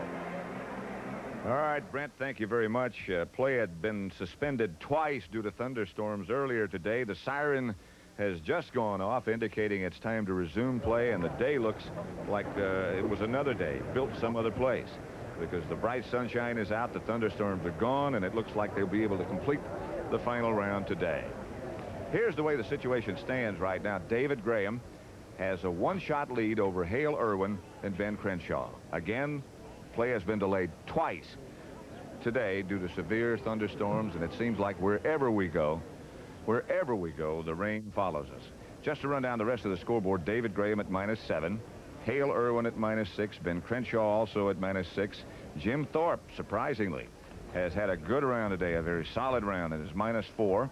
Andy Bean, -4. Scott Hoke also at -4. But David Graham in the lead at the moment. Play has just been resumed, and we'll be able to finish today. Now let's go back to Brent Musburger. Thank you, Pat. You know, this is the time of year when we select the Miller Most Valuable Coach and Player. And Sam Belnavis of the Miller Brewing Company made the presentation for us. Thank you, Brent. Miller High Life, for the third consecutive year, is proud to present these awards benefiting the Special Olympics. The National Basketball Association Player of the Year, as selected by CBS sports announcers and its production team, is Moses Malone of the Philadelphia 76ers. Moses came to Philadelphia in the off-season and led the league in rebounding and the 76ers to their best record in over a decade. In addition to this trophy, Moses, Miller High Life will make a $5,000 contribution in your name to the Special Olympics organization. Congratulations. I thank Miller High Life for this award that I'm receiving right now. I thank Special Olympics for being a part of this. Thank you very much. The 1982-83 NBA Coach of the Year award goes to Don Nelson of the Milwaukee Bucks. This season, Don's team, despite injuries, won his 4th straight divisional title and reached the Eastern Conference Finals. Unfortunately, Don could not be with us today. Accepting Don's trophy is Larcel Wagstaff, a participant in the Special Olympics. Larcel, Miller High Life will also make a contribution in the amount of $5,000 in the name of Don Nelson to the Special Olympics organization. On behalf of the Special Olympics, I thank you very much. Once again, gentlemen, thank you and congratulations. Thank you. Kevin Lockery, I want you to know I voted for you anyway. Here in the first half, the 76ers couldn't get off the mark against the Lakers early. What was the key there? Exactly right, Brett. This was 2 different quarters. The first quarter, the Lakers really come out very inspired. They made some changes in their offense. They opened the floor a little bit to give their guards a little bit more room, and it worked very well. But Philadelphia came back very strong and weathered the storm. Here's where the Lakers have opened up the floor. They've taken Kareem out of the lane. They try to post up Magic, but now it's a pick and roll with Nixon to Rambis. Kareem's not in the middle, so Rambis has plenty of room to get inside. And it was like a different game. Suddenly, in the second period, the 76ers come alive. Why, Kevin? What were the keys there? When L.A. gets in trouble, it's because of lack of execution. Here, Nixon again has the middle open, hits Magic with a pretty good pass, but the ball is picked up by Cheeks. L.A. has trouble sometimes executing the half-court offense. Here, Cheeks will hit to the corner, and now Bobby Jones will fill the lane and hit the little jump shot with a pass from Tony. Philadelphia has scored a bunch of their points off defense. Kevin, what should we look for in the second half by these two clubs? I think the Lakers have made some changes offensively. They have to come out in the first 3 minutes of this half and play real well, because Philadelphia, even though they're down 3 points, they think they're ahead because they came back from a 15-point deficit. So you would say that the first part of the second half might be the most important part of this basketball game? I think if L.A. does not open up a 10-point lead in the beginning of this half, that Philly might take this game. All right, we'll have the second half. Philadelphia and Los Angeles. The Lakers trail in this series by 2 games. We'll be right back in a moment. 17 hours. That's how long it took us to paint this house with the brush. Then we painted it in just 6.5 hours with the Wagner Power Painter. This wicker chair took over an hour, but less than 5 minutes with a Wagner Power Painter. A shutter that took 20 minutes, a Power Painter finished in only 3. It's a tool so versatile, it has a flexible spray tip and a way to draw paint right from a can. A Wagner Power Painter. the right tool for painting. The irresistible Canon AE-1 program. John, I'm working. Can I have my camera back? Just one more. It's hard to put down. This Canon AE-1 program's super. Just one more. No matter how tough the light, the program mode makes it easy to shoot like a pro. Here, get to work. Canon's AE-1 program. So advanced, it's simple. Canon, the official 35mm camera of the 1984 Olympic Games. Today, you need an oil this good. You need Quaker State. When your engine's this new, you gotta protect your investment. You need an oil this good. When your engine's this old, it needs extra care. You need an oil this good. Small engines work so hard, they demand an oil this good. These motor oils are refined exclusively from Pennsylvania grade crude. Quaker State is so good, it's America's best-selling motor oil. New cars. Old cars. Small cars. Today, you need Quaker State. You need an oil this good. I'm Fred Brown. Some folks call me downtown because I take such long shots. Off the court, no one should take a long shot with his health. One way I exercise to keep my heart healthy is by jumping rope. The American Heart Association promotes rope jumping nationwide for old guys like me and for kids. It's a great do-anywhere, anytime kind of exercise. Call your American Heart Association if you want to jump rope for your heart. The preceding message has been furnished as a public service by the National Basketball Association. Dick Stockton back at halftime of the NBA Game 3 World Championship with the Lakers leading the 76ers 52-49. Let's look at some of the statistics of the first half. As Pat Riley said to his team, no rebounds, no rings. And Philadelphia has a healthy advantage in rebounds. And on second chance points off of the offensive glass, Philadelphia has a big edge there, and that's been the story for them throughout. Field goals, Philadelphia is not shooting well. Nonetheless, they are very much in this game. And on the free throw line, the same story. Philadelphia has gone to the line more than L.A., but they haven't been able to convert them at 7 for 15. In the matchup of centers, Kareem had a big edge after the first period, but you can see how that has been narrowed to 13 to 10 points in favor of Kareem and 9 rebounds apiece. So, Bill Russell, what do you think? Well, the Sixers came back with their strong defense. The Lakers have to start the third quarter the very same fashion that they started the game, because it's very important they start the third and fourth quarter strong. Now, what they're going to have to do is execute the half-court defense, offense. Philadelphia's not going to give them much room to run, and where the game that they'd like to play, that fast break game, they can forget that. They're going to have to execute the half-court game. Bill, was that an emotional start that the Lakers had? I could see that, and I thought it was a dangerous thing. They might have started a little too high, because what happens, you get up there and you start playing well and you feel real great, but when you settle down, it's a drop-off and you're below normal, just like you were above normal to start. Now, they might have started too quick. Now they have to regroup in this quarter. In the 11 games the Sixers have been in during the playoffs, they've been outscored by a total of 4 points in the first half. However, they have outscored the opposition by 45 in this upcoming period, the third, and 17 in the fourth. The Lakers, it's been the other way around. They've had their poorest quarter, the third. So it's something we're going to watch as we get underway in the third period. Dick Stockton and Bill Russell, Game 3 of the World Championship Series. Maurice Cheeks in the backcourt with Andrew Toney, who has the ball now. Julius Erving, Mark Iavaroni, and, of course, Moses Malone. Pick and roll to Malone from Toney. Jamal Wilkes comes up with it. Magic Johnson with the ball to Norm Nixon in the backcourt. Rambis and Wilkes up front with Kareem, who has yet to join the action. Stolen by Cheeks on a deflection. Another turnover. And Philadelphia. Irving looking to see what's in front. Iavaroni setting a screen for Cheeks. And Maurice Cheeks scores the first basket of this third period. And it's a one-point game again. That's the closest the Sixers have come after a 15-point first half lead by Los Angeles. Norm Nixon is not shooting as well as he normally does. I think that shoulder has limited the kind of shots that he can take. And so that's one of the reasons, although it's not an excuse, for they're not executing the fast break as well, because he's one of the guys that pulls the trigger on that. And just on that last time down the floor, you talked about the Lakers' problems in the half-court game. They're having problems still executing that way. Andrew Toney outside. Rambis clears to Magic Johnson. Philadelphia has not had a lead in this game. They've come within 1 point twice, including right now.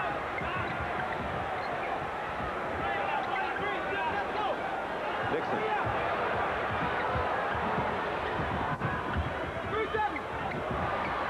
got a hand on it. Kareem steps on the line, and so the Lakers are not even getting shots now so far in this third period. The Sixers, on every kind of play, they have a designated place that they play defense, and they're executing very well defensively. They're not reacting to the Laker offense. They are acting defensively. Already 3 turnovers by L.A. And a din in the crowd. They don't like what they see. Lakers in danger of falling behind 3-0 unless they win here. And now Wilkes reaching over to miss the foul. He came up on Andrew Toney squared up, and with Andrew Toney, you can't come up from him squared up. You have to overplay him that he's going to go to his right. You have to do that. Ivoroni inbounds for Philadelphia. Philadelphia looking to take their first lead of the game, and another Los Angeles foul. That's Kurt Rambis with his 3rd foul. And the Lakers are not getting off to a good start in this third quarter. They are playing as if they were slowed up by molasses. They are not quick, they are not moving, and they're not executing, and Pat Riley's obviously concerned. So the best the Sixers can do right now is to tie the game. Malone is 4 for 8 from the free throw line. And he does. He ties it up. Moses with 11 points. He and Irving lead with 11. And for the Lakers, Kareem has 13 and Wilkes 12. Now we have a Philadelphia foul. On Andrew Toney. Right. We're going to have a timeout. Now the Lakers are going to inbound in their own half of the court, something that they really have been struggling to execute. Let's see if they come through any better when we come back following our timeout in a tie game. Nobody takes shots at second best, but it seems everybody takes shots at the Sony Trinitron, because nobody else has the patented Trinitron system with just 1 gun and 1 large lens. Nobody else has a system with a picture so extraordinary it can't be duplicated. And nobody else has won an Emmy for their picture. So try as they may, their shots just don't stick. Hey, Tiger, if you want to go the distance, you need really tough paws. Uniroyal's all-weather Tiger Paw Plus. It gets a grip on that tough, twisting road and just eats up the miles. Tiger Paw Plus gets an average of 20% more mileage than Michelin X. That's what tests project. It laughs at the weather and keeps right on roaring. For mile after mile after mile. Uniroyal, we give you more to go on. You think it's easy being a bullfighter? No, sir. You must have a great courage and tremendous skill, and you have to move fast. That's why when I am here in America, I drink light beer from Miller. Light tastes fantastic, and it's less filling. That's important because in my profession, you always have to stay 1 step ahead of the bull. Oh! Make that 2 steps. Light beer from Miller. Everything you always wanted in a beer, and less. Tuesday night, Game 4 of the NBA World Championship. The Philadelphia 76ers meet the Los Angeles Lakers Tuesday night, live on CBS Sports. Game 4 of the World Championship Series, Tuesday night, 9 o'clock Eastern. The Sixers and the Lakers, who are trying to break into the column, trailing 2-0 right now. Here's Pat O'Brien. Thank you, Dick. An update on Bob McAdoo. He's been suffering with that bruised thigh. He irritated it just before the half. The trainer, Jack Curran of the Lakers, says it is touch and go. They will try to play him later and see how he does with it. Back to you, Dick. Thank you, Pat. We talked about the Lakers trying to execute when they inbound the ball in their half of the court. They worked on it for a while yesterday. Let's see what they do here. They have scored just 2 points on inbound plays on 1 shot. But there was one time they didn't score, so I think this is the 3rd time. Magic Johnson from the corner missing. Norm Nixon. Bad shoulder and all. Comes off. Kareem. Foul. Ivoroni, maybe. And if it's on Mark, it'll be his 4th personal foul, and it is.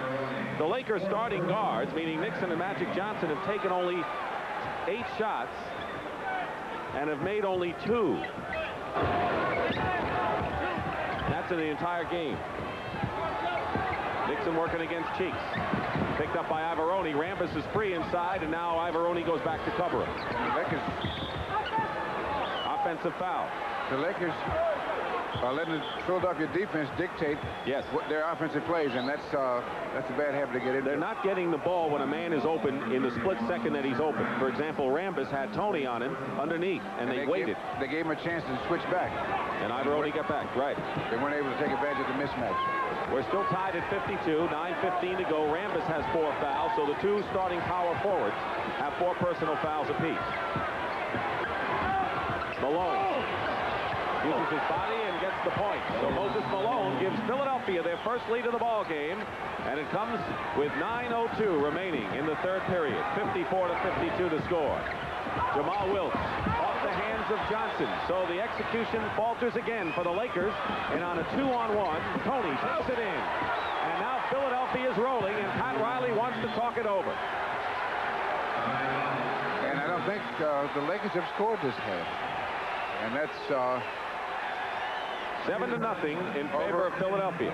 Over 3 minutes, and they haven't scored. And here's Moses getting the relief pass out, outlet pass there. There goes Tony down. Gives Nixon a couple of steps right there all the way. But that's just the end of the symptom. I've been around motor cars all my life, so it's not surprising people stop and ask my advice. Here's a good example. Armor-All or Protectol? My opinion, Protectol. This is what makes it special, the polysealant formula. It not only restores and conditions leather and vinyl, it protects as well. I'm not just saying this because I'm paid to make this commercial. If I didn't really believe in Protectol, I wouldn't recommend it. If you've noticed a lot more people buying personal computers lately, it may be thanks to Computerland. Because right now, when you buy a personal computer for $1,500 or more, Computerland gives you free software. Choose your free program from top-selling software like word processing or financial planning. So if you've been thinking about buying a personal computer, why wait? Join the crowd. Buy now at Computerland and walk away with free software. Men, we're going to live off the land. It's going to be rough. Either you pitch in or shape up. When you're far from home, you can't beat a Honda portable generator. You get 600 watts of power when you're nowhere near an electrical outlet. Commander Fred, can we come in? Hold it, men! I'll be right out. The Honda portable generators. For camping, hunting, boating, even charging your car battery.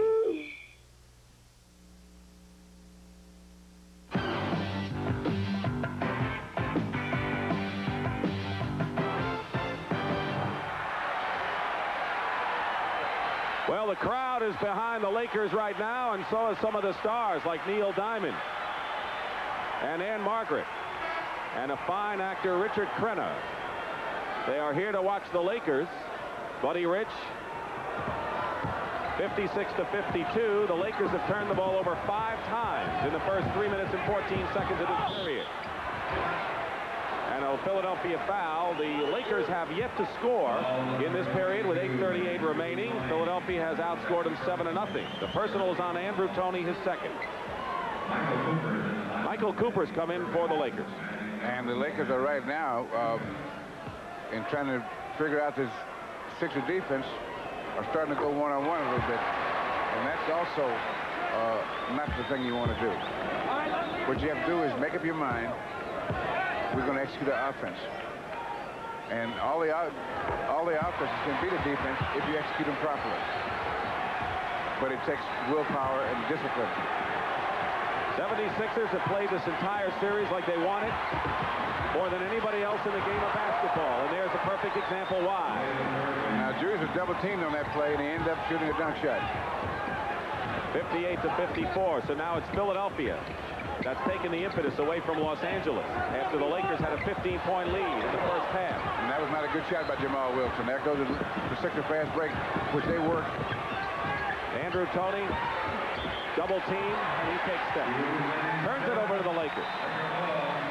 You know, it's amazing that the 76ers, other than perhaps the burst by Moses Malone, have not really had great offensive games by Irving or Toney or Malone individually. They've gotten the job done defensively and in team way.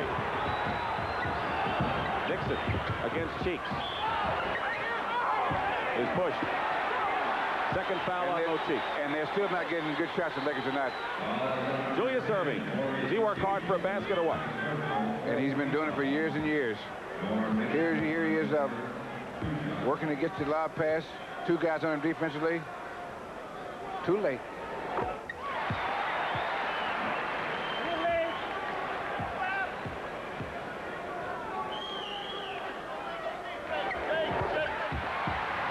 Philadelphia by 2. Now the Lakers have established the fact that they can't score. The second half. Defense. Irving goes in. Foul. The basket counts. Julius Erving with a quick move down the middle. The Philadelphia 76ers swept the Knicks in 4 straight. They took Milwaukee 4-1 and lead 2-0 here. Julius gives a good move here on Jamal Wilkes. He go left. Right there, right down the middle. Comes up full. Now the top of the three-pointer. Now what the Lakers must do if they're going to come back and win this game, they must regroup mentally and not get discouraged. Because they say this is going to happen again. You can't think that at all. They're still looking for their first field goal of this period. With 7:25 remaining in the third. 56-61. The rebound. 5-point lead, Andrew Toney.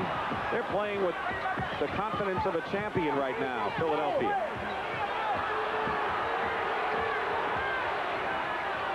Malone goes outside for it. Magic the rebound. 5 minutes gone by in this period. Still no baskets and another turnover. And Wilkes gets it right back. Tips it up and in. Jamal Wilkes with a second effort. And they needed that as much as anything. The hustle point there by Jamal Wilkes, because they look like they made another turnover, and they come up with a basket. 14 points for Jamal Wilkes. Defense shouts the crowd. 6:35 remaining, third period. Julius Erving goes around Kareem. Reverse layup was off, but he was fouled. It'll be the 14th foul on the Lakers. Both teams have 14 fouls with more than half of the time remaining in the period. That's on Kareem, and it is his first personal foul. And Julius Erving is off to his own quiet way. No spectacular shot except for that dunk shot, but he is playing a good all-around defense and offense this second half. He's going to try to make sure that they get it in pretty good shape here. The last 10 years, only one team that had the best record in the regular season has gone on to win the title. 1981 Boston Celtics. Philadelphia had 65 wins, more than anyone else. And you see the Lakers coming the ball up, no fast break, bring the ball up. Now they've got to execute this half-court play. Now Kareem's up top, so that the middle is open for some of the guys cutting through. And now that he's going back baseline. 7 seconds on the shot clock. Double team Kareem, leaving Michael Cooper open. Moses Malone fights, and Wilkes comes up with it. Nixon down the middle. Oh, yeah! Foul is on Julius Erving, and Nixon will go to the line, and that's the 15th foul against the Sixers, and number 2 on the docket. Now, what they've done is they've moved Kareem in and out. In other words, up by the foul line and along the baseline so that guys can make cuts down the middle. Because when they're going to him exclusively, you can't go down the lane because he's in the lane or his man is in proximity.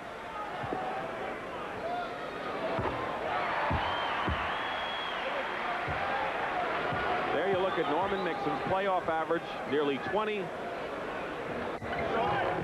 5 points. I think it's 6 in this game, counting that first free throw. Philadelphia by 4. Good passing. Open man is Andrew Toney, and he's fouled.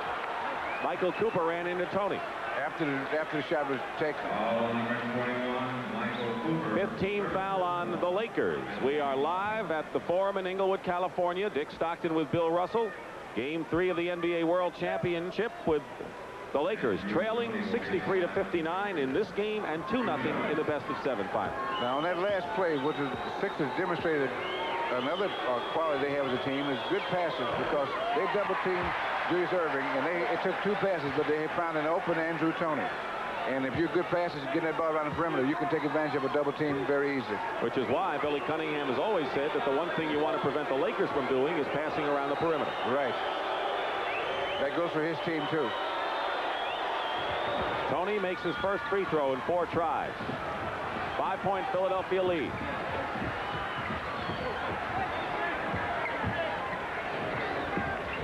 Kareem against Moses.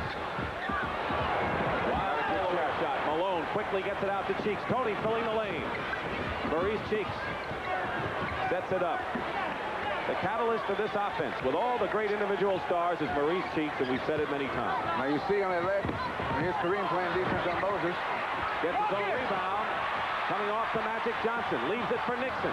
He's got Wilkes and Cooper. But goes all the way inside. Cooper. And they have not executed still on the fast break. They haven't come up empty. Low bounce pass to Maurice.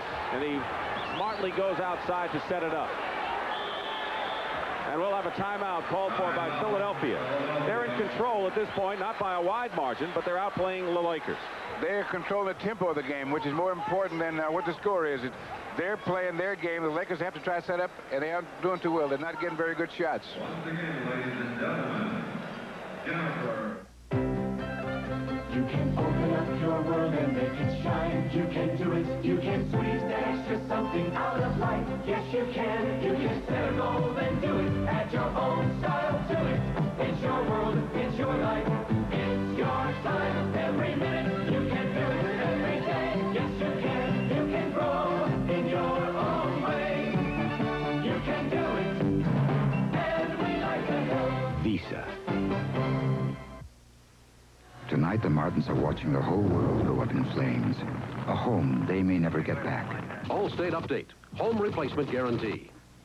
The Martins have homeowners insurance, but they don't have Allstate's home replacement guarantee. It's better than inflation protection alone, because it guarantees Allstate will pay to rebuild your home, brick for brick, regardless of cost. Today, you need Allstate's home replacement guarantee. Another reason you're in good hands with Allstate. Some paints have tried to prove their quality by painting balloons. Some have even painted houses that breathe. But since 1872, Glidden has been proving and improving its quality on a place far more important, your home. And now Glidden's finest house paint is on sale for only $11.99, the same low price as last year. Glidden, we keep our promises in the can. Tuesday, it's Frank Buck's birthday, but someone's got a deadly present. Who's the mysterious killer? Find out in an all-new Bring It Back Alive, Tuesday after NBA basketball. The leaderboard at the Memorial, which was delayed because of rain, and they have resumed play. David Graham has a one-stroke lead over Hale Irwin and Ben Crenshaw.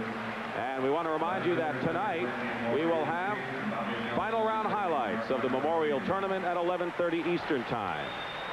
Moses Malone had only 2 points in the first period. He's had 11 since then, now up to 12 rebounds for the game. Meanwhile, Kareem Abdul-Jabbar had 10 points in the first period, has had no field goals since, and has missed his last 5 shots, according to our statistician Marty Aronoff. So a big changeover in the center matchup. And one of the reasons he has no field goals is that the Sixers have taken away the skyhook. They're making him either have to pass it or shoot the jump shot. They're just standing there so he can't take that step that he has to get that skyhook off. Inbounding will be Bobby Jones, who has been terrific in this series and has gained momentum since game 1. 5-point Philadelphia lead, and Bobby Jones normally makes that bank shot. Now the Lakers trying to get back under 5 minutes to go. They had a 15-point lead, believe it or not, in the second period of this game. Philadelphia has fought back.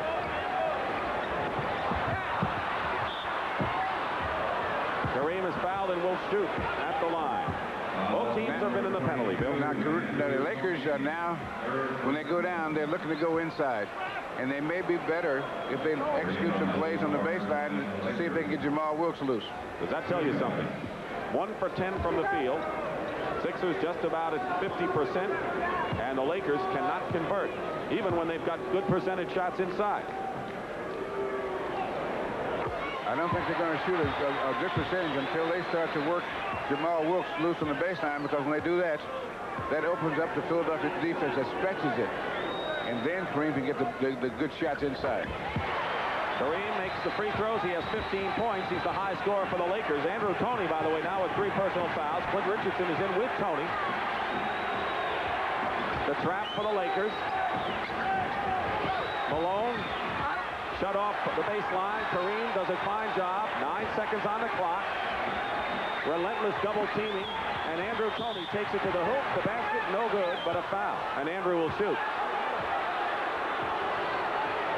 It's about as aggressive a defense we've seen the Lakers play in this game. Well, what they're trying to do is trap, double team the ball, and make the Sixers have to make a pass, and maybe they can pick it off the other side because they're zoning on the weak side. That's why when the Sixers take their time, sometimes they get the zone offense or the illegal defense called.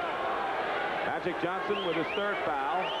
No one in any real deep foul trouble. Rambis and Ivaroni each with 4. Andrew Toney had 25 points in game 1, 19 in game 2. Now it's 15. And once again, 5-point lead for Philadelphia with the clock running down to 4:15 remaining in the 3rd.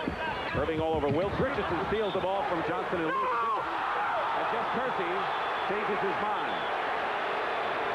Well, he just had the direction wrong. That can happen very easily, that you have the wrong direction. You point the wrong way, but he knows who knocked the ball out. Yes, he did.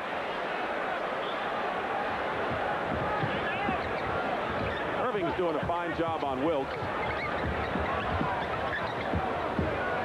There's Julius on him. And they're going to call the foul on Moses Malone. That's 3 on Mo. Well, Kareem has not had the foul trouble that Pat Riley was worrying about. He has only 1. There's McAdoo coming in for Jamal Wilkes. He had that injury that he kind of aggravated before the half, and testing it right now. Now, what the Sixers may do when they get the ball on offense is before he gets a chance to warm up, they may try to get him involved in the defense because they know that he'll be deficient because he can't run at best even when he's warmed up, and see if they can take advantage of that. He was the hero last year, one of them for the Lakers, we should say. 17 points for Kareem and 7 of 8 from the free throw line. Philadelphia leading 66-63. They broke a 52 all time here in the 3rd period. 3:51 remaining. Cooper on Toney. Malone sets a screen for Andrew. He's short. Now Magic has it. Back is Bobby Jones. Good defensive player. And Johnson rolls in with it. Steal. And the Lakers almost took a lead, but Norm Nixon, who was banged up pretty much when he went in there, and he might have drawn some blood with that collision. It's still the Sixers by 1. Moses. He can hit from anywhere. And he's 15 for Malone. And Norm Nixon is hurting. Jack Curran and Pat Riley. Nixon is really upset beside that shoulder, which has really been bothering him. He got hit in the neck. It sort of took his breath away. When you get hit there in the neck on that kind of shot with your neck stretched back, it will take your breath away. Now the crowd is all over Jake O'Donnell. It's spirited and heated out here. The Lakers beginning to see their backs perhaps getting to the wall if they continue to climb uphill and catch up against this Philadelphia team. It's 68-65 Philly with 3:14 to go in the 3rd. Philadelphia's a hard team to catch up when they get a lead because they're so good defensively that you have to work so hard just to get close that it takes so much out of you that it's hard to try to pull ahead even if you do catch up. And Jake O'Donnell blows the whistle. And he's going after Norm Nixon. And he's going to call the foul against Philadelphia. Andrew Toney. And Adam Fatoni will be his 4th personal foul. He'll come out of the game, and Maurice Cheeks replaces him. Billy Cunningham from Brooklyn, New York, and University of North Carolina. Now, what he's thinking, and not saying to the referee, is you let him talk into that foul. Because on the last play down, Nixon said, I got hurt and I got hit. They started booing, and now Billy Cunningham is saying to the referee, now, you call the foul now. Are you reacting to it? And what he's doing is trying to take that edge he may think that the Lakers have picked up from the referees. Take it back.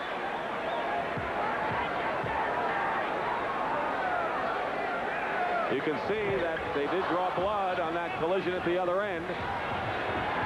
Philadelphia by 2 under 3 minutes to go. And Michael Cooper picks up the loose ball. And Lele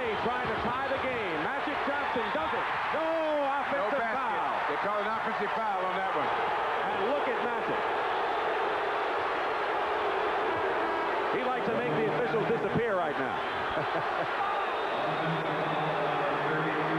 Let's see here. Here he comes down the side now. Let's see where it goes all the way now. And there's Julius is standing there. Yes, he was there a long time before. He was there about a half hour before. 4 fouls on Magic Johnson. And it's still Philadelphia by 2 points, 68-66. Cheeks misses and Wilkes has the rebound. And L.A. again can try to tie with 2:35 to go here in the third. Johnson is fouled. And now what the Lakers are trying to do, Ivaroni in, go ahead, is cause the referees to have to call fouls out there. Now, you can do this just for so long. You can do it for a couple of minutes and it may be to your advantage, but after that, it doesn't pay.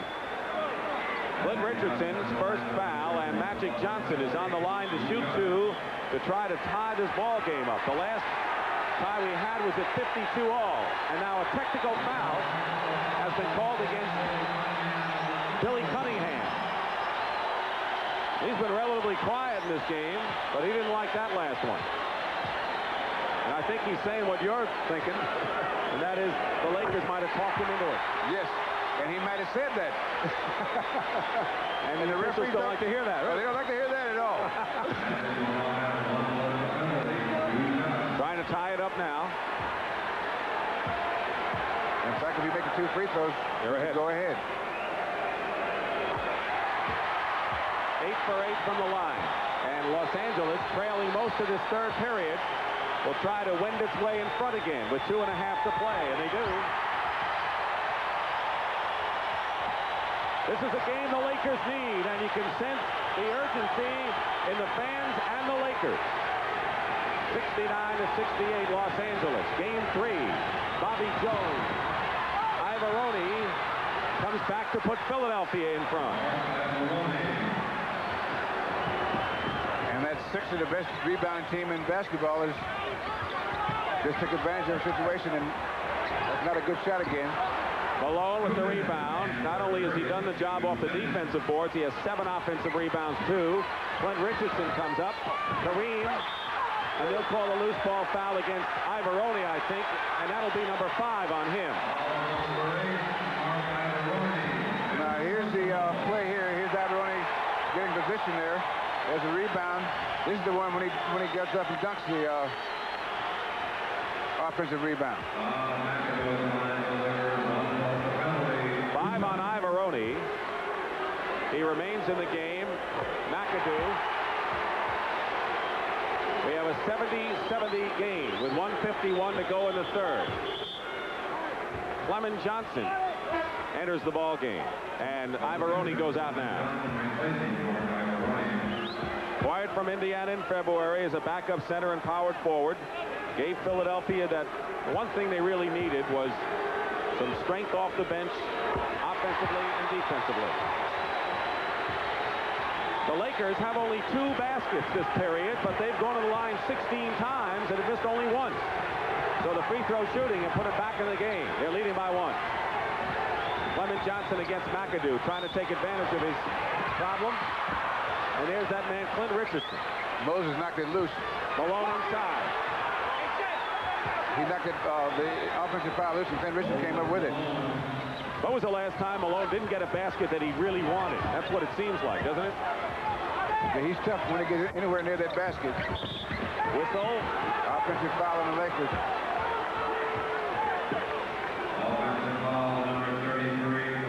Kareem's second personal foul. This is a grueling game, particularly for the Lakers. Philadelphia can sense a possibility of moving up 3-0, and more than a commanding lead if that's the case.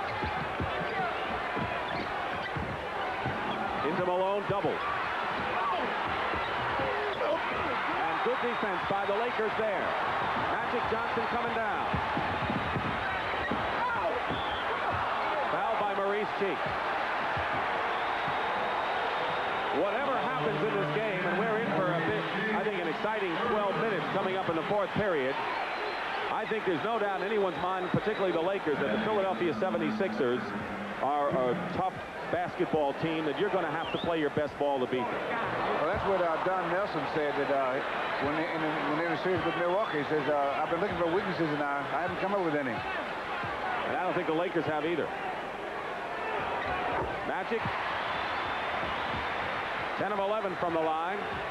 Now, this has been a tough quarter for the Lakers because they've been pulling uphill to get even, although they started the quarter ahead. So how much did they expend in getting even? That remains to be seen. Good defense by Michael Cooper. Cheeks going around, blocked by Jamal Wilkes. Blocked by Kareem on Clint Richardson. The 24-second clock goes off. Right. The Lakers will have it. And they're going to get the last shot of the quarter now. Outstanding defense. They did a good job so they didn't get a shot off. There's Pat Riley, who won the championship last year with this club. And he says one shot. They're going to run their clock down to about 8 or 9 seconds, I think, before they make the move. Kareem with 15 seconds. Almost a steal. Back into Kareem for the sky hook. Not that time. And now Philadelphia has enough time to get a shot off. They have 5 seconds to go. Kareem goes in, and they call a foul on Michael Cooper. And the Lakers have not gotten a good shot this quarter because that last shot that Kareem tried was not a good shot for him. And the Sixers managed to capitalize most of the time. There's Moses with the outlet. All the way from Bobby Jones over to Maurice Cheeks. And there's the foul. For Cooper, his 4th personal foul. Cooper and Rambis have 4 for the Lakers, along with Magic Johnson. Tony has 4. Ivaroni, 5 for Philadelphia. 3 seconds remaining, and L.A. could get a shot off in that time. Won't be a very good one. Early in the period, L.A. had the lead. Philadelphia came on strong, took a 5-point lead, and the Lakers have fought back. We're still tied. Cooper intercepted by Clint Richardson at the buzzer. And that's the end of the 3rd period. We are tied. The Lakers 72, the Sixers 72. We'll return to the Forum after this word from your local station. This is CBS. Toyota dealers John Madden Explain-a-thon. You're on the air. Hi, John.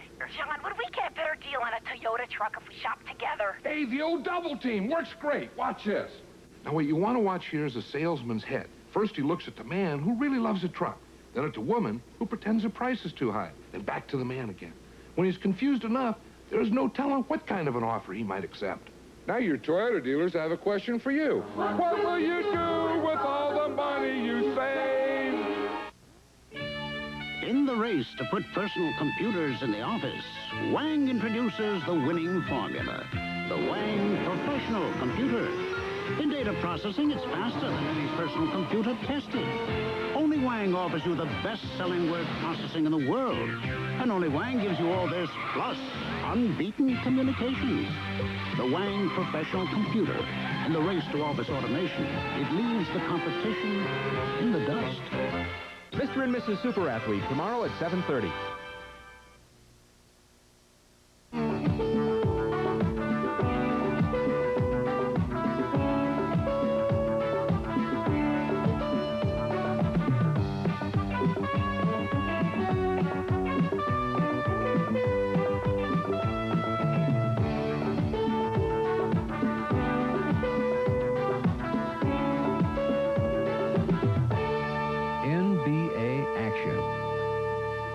Fantastic. The preceding message was furnished by the National Basketball Association. The NBA on CBS is sponsored by Foamy, the shave cream that's more than thick and rich enough for a clean, close shave. Blue Poly, the one-step poly sealant with a 2-year guarantee. Light beer from Miller, everything you've always wanted in a beer, and less. And by Honda portable generators for camping, hunting, boating, even charging your car battery. This is the period that Magic Johnson calls money time in the NBA, but I've never seen a team as physical as the 76ers on defense, Kevin. Exactly, Brent. You can see why they'll dominate fourth periods. They are so physical defensively. Moses on top of it wears out Kareem on both ends of the floor physically. For LA to win this game, they'll have to execute the offense and hit some outside shots. All right, Norm Nixon's a key man. He has been injured. Let's go to Pat O'Brien for a check. Pat? Thank you, Brent. Norm Nixon certainly earning his money today. He came into the game with an injured shoulder, and then he has a laceration under his chin, and now he's favoring that left leg, left knee, and they're looking at that. Let's go back to Dick Stockton. All right, thank you very much, gentlemen. Moses Malone has 17 points. Kareem has 17 points. They have been the scoring leaders for these teams. Julius is the high point man for Philly with 18. As we start the fourth period, Dick Stockton and Bill Russell. And for Los Angeles, it's a period that they have to outscore Philadelphia, and they start out with McAdoo off the screen on a jumper. And that was the first good shot, really good shot that they've had in quite a while. Both of you gentlemen, Kevin and Bill, say that the Lakers have to execute better. Here's a tip by Wilkes, Irving in the backcourt. Julius to Clement Johnson with 4 seconds on the clock. McAdoo gets the rebound and outlets it to Magic Johnson. Philadelphia back on the D as they have throughout this series. Well, we'll see if the execution continues to get up there.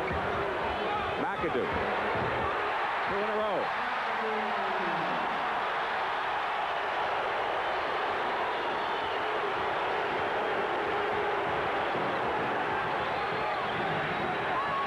Lakers by 4. Clement Johnson, baseline against Kareem. Bobby Jones with the offensive rebound. A big basket for Bobby Jones to prevent the Lakers from really getting off to a decent start here in this period. Once again, a 2-point game, L.A. Now, what Clint Richardson is doing defensively is pressing Magic Johnson not to come up with the ball, but to throw off the timing in the offense. Cheeks winds in and ties it up.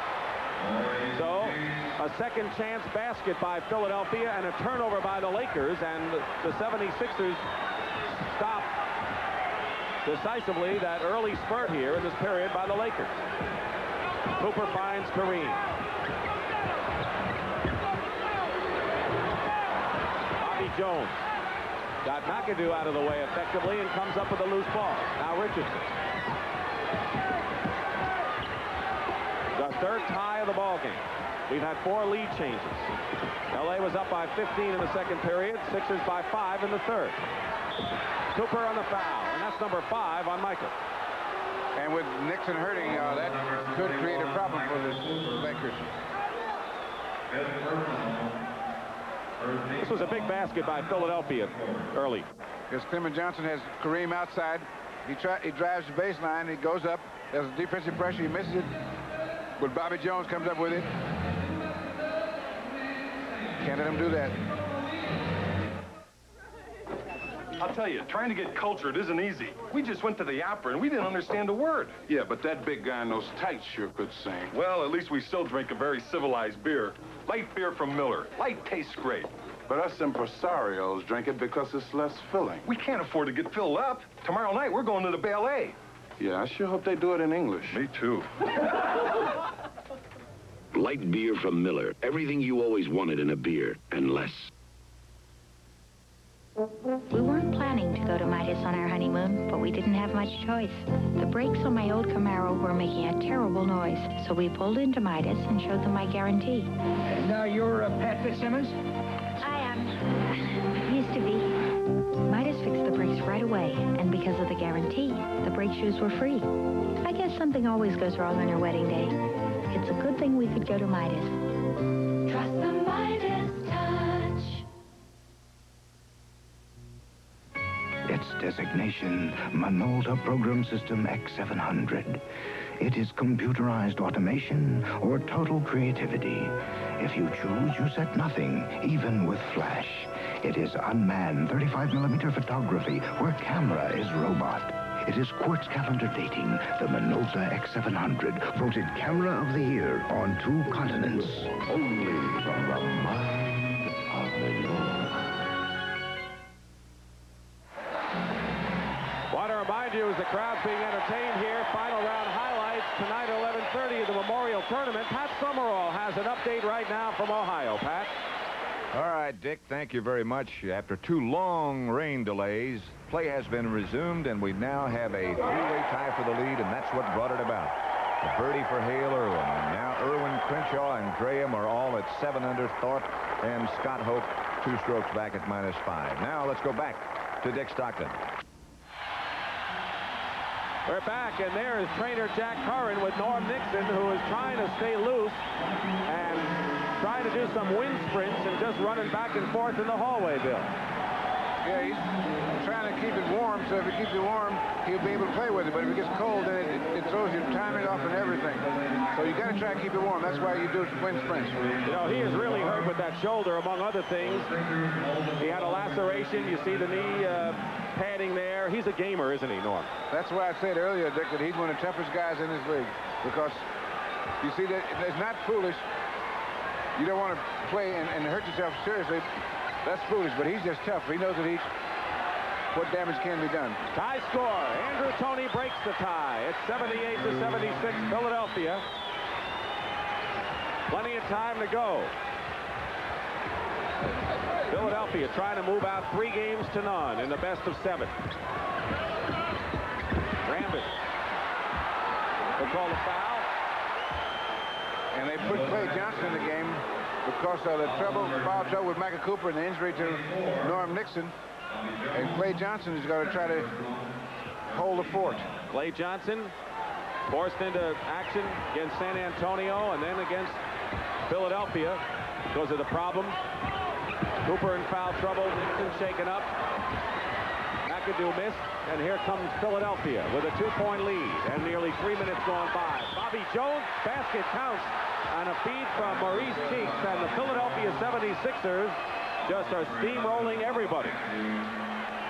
Well, what they do, especially here's the fast break here. Maurice Cheeks penetrates, makes the defense react, gives it off to Bobby Jones, and there's the foul. The foul was on McAdoo, his second, and the second team foul on L.A. See, most coaches will say you run a fast break to the foul line. But on a 2-on-1 fast break, the guy with the ball penetrates as close as he can to make the defense react, and then he passes it off. 109 minutes to go, 4th period. Lakers trailing 81-76. Matches the biggest lead of the game for Philadelphia. A good shot to get McAdoo forces the shot up.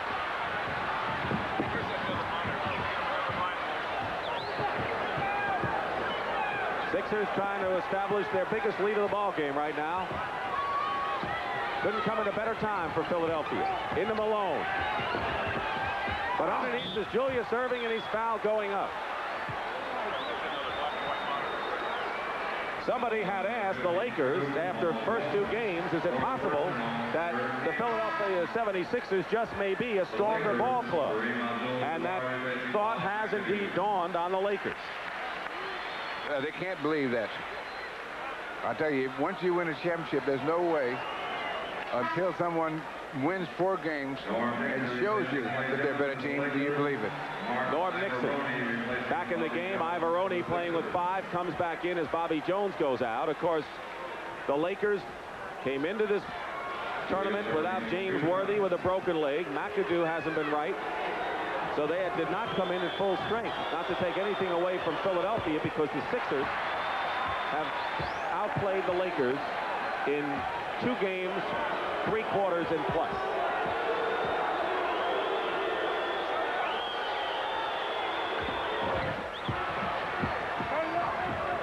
Sixth biggest lead of the ball game. For Philadelphia, they've scored 6 in a row.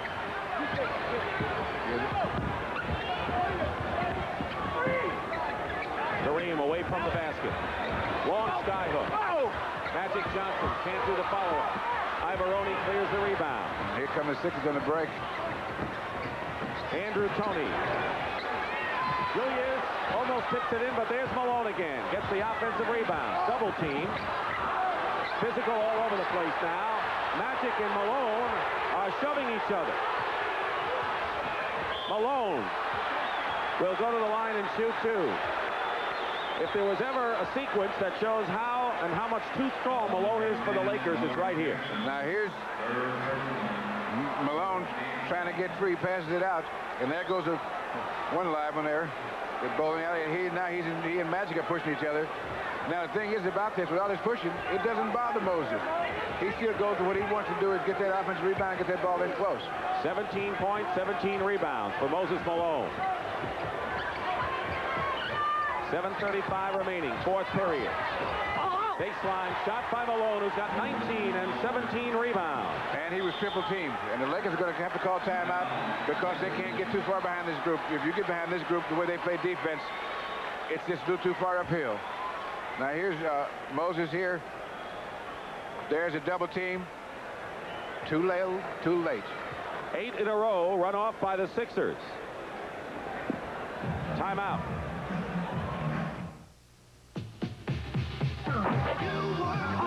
Working hard against the clock could mean perspiration odor.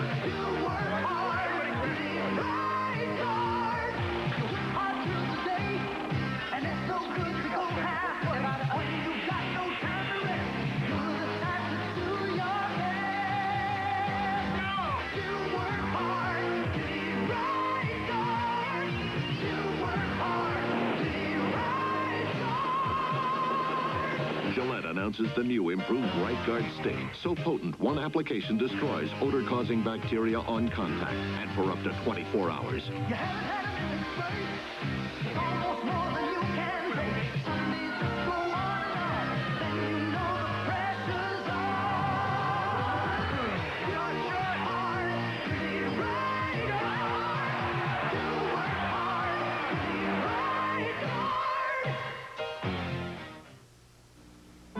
What does the General Motors mark of excellence mean to you? It means the latest techniques in computers, lasers, robotics, and aerodynamics. It means smarter, sleeker, more exciting cars, and the industry's most advanced safety-related research. At GM, excellence isn't just a quality. It's a commitment to always be better and better. We're living up to our commitment. Right now, today, we're the best GM ever. Tuesday night, Game 4 of the NBA World Championship. The Philadelphia 76ers meet the Los Angeles Lakers Tuesday night, live on CBS Sports. Game 4 of this NBA World Championship will be Tuesday night here at the Forum in Inglewood, beginning at 9 o'clock Eastern Time. 76ers and the Lakers. Once again, the fourth period blues for the LA Lakers. They're shooting 19% from the field in the second half. Philadelphia not shooting well, but there again, the Los Angeles problem in executing their play, particularly in the half court. And that's because that's what the Sixers want to do, is try to execute it, and they're overplaying the plays. Now the Lakers, if they're going to repeat as world champions, have to win this kind of game. When it seems like everything is going wrong, and even more goes wrong, you still have to try. You still have to win the game. And they still can. They got plenty of time. 7 minutes and 10 seconds. Andrew Toney goes in. But Philadelphia is just taking the play away from the Lakers completely. They're beating him at every turn, off the boards, turnovers, and making the shot. Jamal Wilkes. And Malone the rebound. Julius Erving makes a nice play in the corner. Try to get it to Toney. L.A. down by 10 points. Biggest lead of the game for Philadelphia, and Wilkes comes in with the twos. Jamal has 16 runs. And he knows how to get off a shot in close.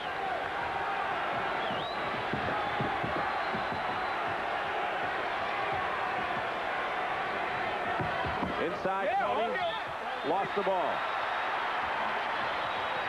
Good defensive play. Just hit just enough to throw the timing off so that he couldn't catch it. Rambis goes out of the game. Michael Cooper, who's playing with 5 personal fouls and has scored 4 points, is in there for him. Nixon playing hurt. Cooper playing with 5 fouls. Jamal Wilkes doesn't get the bounce. Kareem is there. Feeds Wilkes, who gets the basket. Great play by Kareem, getting the offensive board, and he knew he wasn't in a position to really get a good shot off and made an excellent pass.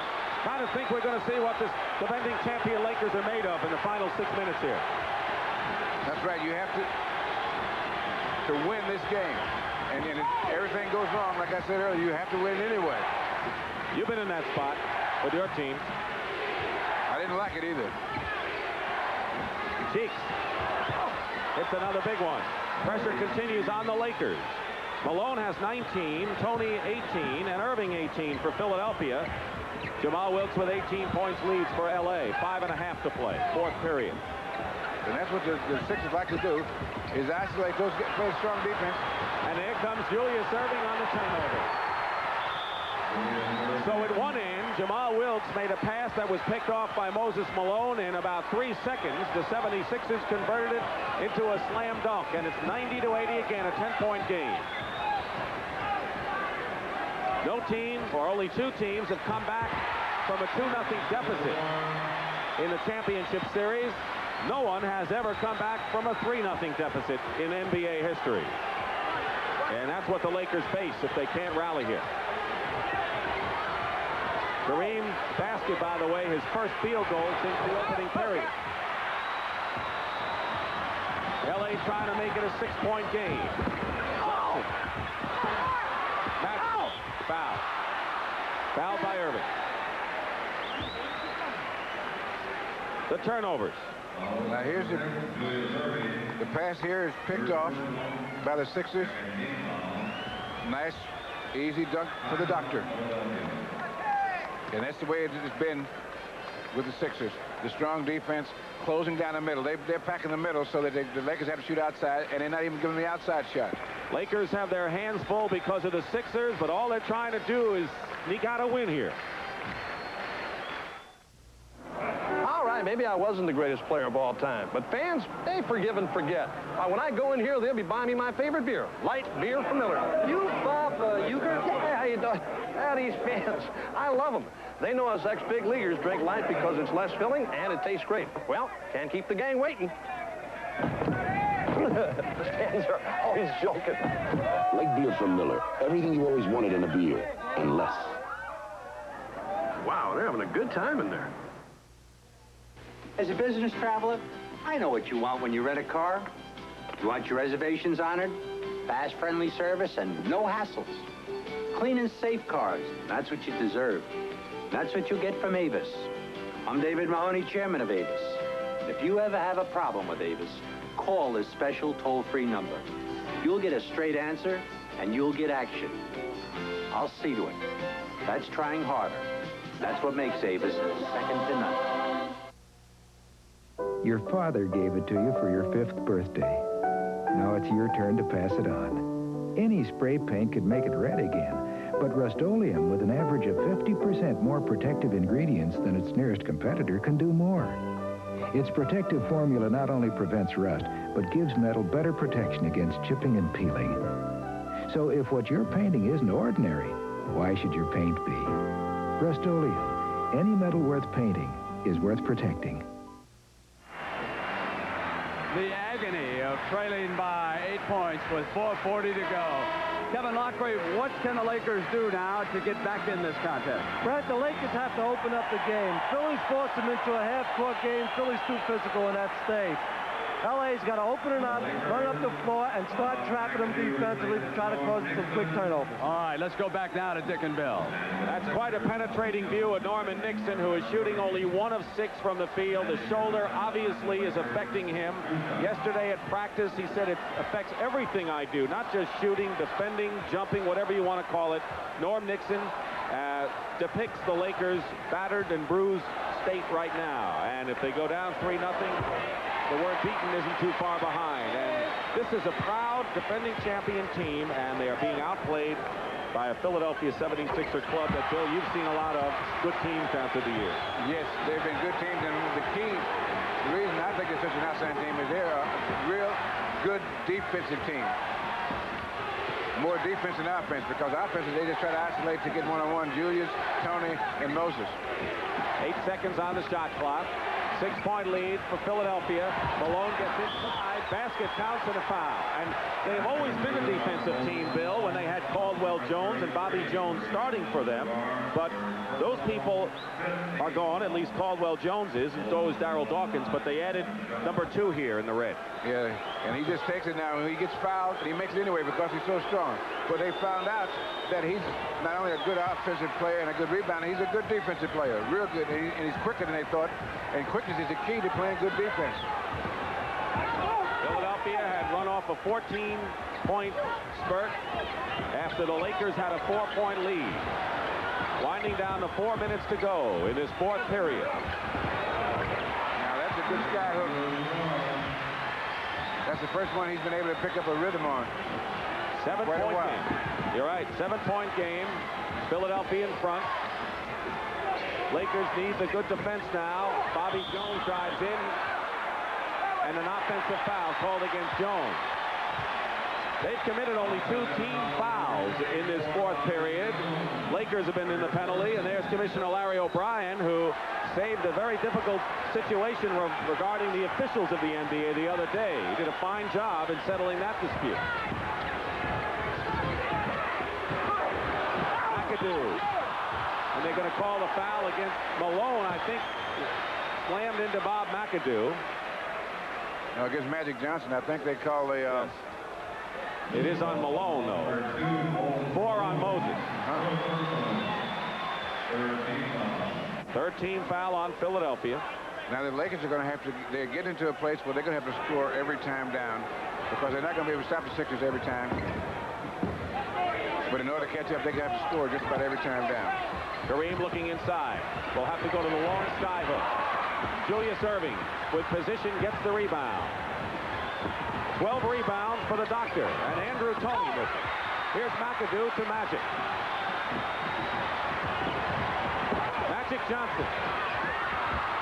Kareem, and they'll jump it. Bobby Jones and Kareem will jump with 3:10 to play. Kareem should have the jump on this, but that does not necessarily mean they'll come up with the ball, because this is another play that teams practice, whether you have the jump or not, to come up with the jump balls.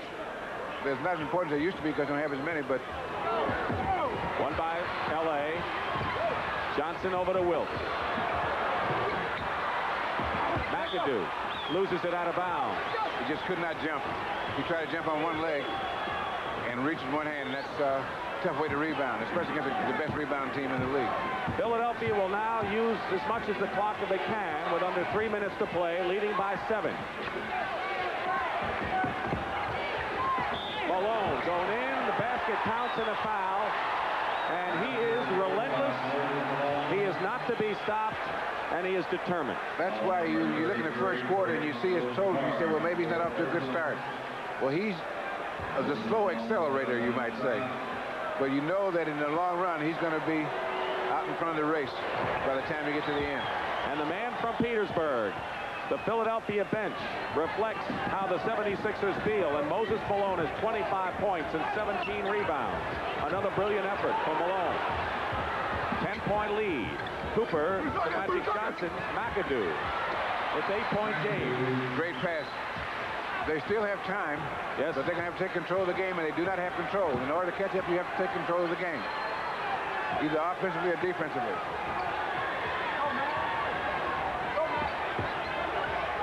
This is a smart Philadelphia team.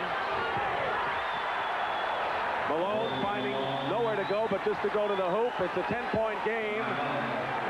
And a timeout called for by the Lakers. Malone's hit his last 4. And what happens with Moses is that all that banging and banging, he doesn't get tired or upset.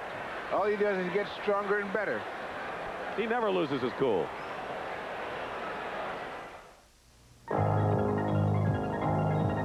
It's more versatile than Apple's, smaller than IBM's, simpler than Radio Shack's. It's Decision Mate 5 from NCR. Its color graphics are unsurpassed. And it's made by a company whose computers have helped run the world's biggest businesses for over 30 years.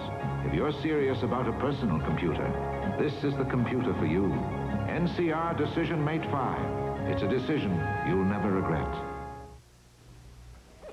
In the beginning, man's feet walked free, but the road to civilization was paved, so man developed shoes. Soon after that, man developed athlete's foot. Egad! Now at last there's Mycotin. Mycotin cures athlete's foot. It's the only athlete's foot medicine you can buy with Myconazole, an ingredient available for the first time without a doctor's prescription. Mycotin in spray, powder, or cream. Mycotin, the end of the road for athlete's foot. This is the time, America. Go for it. Go for Michelin and get all the tire your money can buy. Go for Michelin Performance. Go for Michelin fuel economy and long tire life. Go for Michelin handling. Don't settle for less. Go for Michelin. This is the time. This is the tire. This is the place. We put America on radials. We want to put you on Michelin. In the weeks ahead on CBS Sports, the NBA Championship, and you'll see every game live. Heavyweight boxing with undefeated Marvis Frazier taking on a man his father fought, Joe Bugner. The world's top Formula One drivers at the Detroit Grand Prix. The third leg of horse racing's Triple Crown, the Belmont Stakes. America's finest gymnast at the U.S. Gymnastics Championships. And heavyweight contender Jerry Cooney's return to the ring. All here on CBS Sports. Looking in Norm Nixon's face, we don't even have to put up the score of this game. We received word today that the Jerry Cooney-Philip Brown fight, scheduled for June 18th, has been postponed. Cooney has an injured knuckle on his left hand. But June will still be a great month of boxing on CBS, and it will start live next weekend on CBS Sports Saturday with that Marvis Frazier-Joe Bugner bout. A big month of boxing on CBS. Now Andrew Toney on the interception comes in, his foul going in. Less than 2 minutes to go in the fourth period. The Lakers are shooting 27% after a 52% first half. And the Philadelphia 76ers, as the bench shots show, are within one game of a 4-game sweep of the defending champion. Another defensive play turned into an easy score. And the Sixers have made it against all the teams they played in the playoffs. They made the big defensive plays. They won 4 straight from New York. They took the first 3 from Milwaukee and then win 1 in 5. And they're on their way to 3 in a row over Los Angeles. Kareem coming in with a sky hook. 100-90, a 10-point game with less than 2 minutes to play. Not out of the range of the Lakers, but the way Philadelphia is playing, they would have to commit several turnovers to lose this game. And that's what they're doing instead. They're passing as well as they've had all season long. Getting the easy basket. 3-point attempt. Misses. Andrew Toney is down court. Bobby Jones has 17 points. And it's up to 14 now as the crowd thins out here at the Forum. The Lakers call a timeout. It is 104-90, and the Philadelphia 76ers are a minute 22 away from 3-0 lead over the Lakers. Timeout.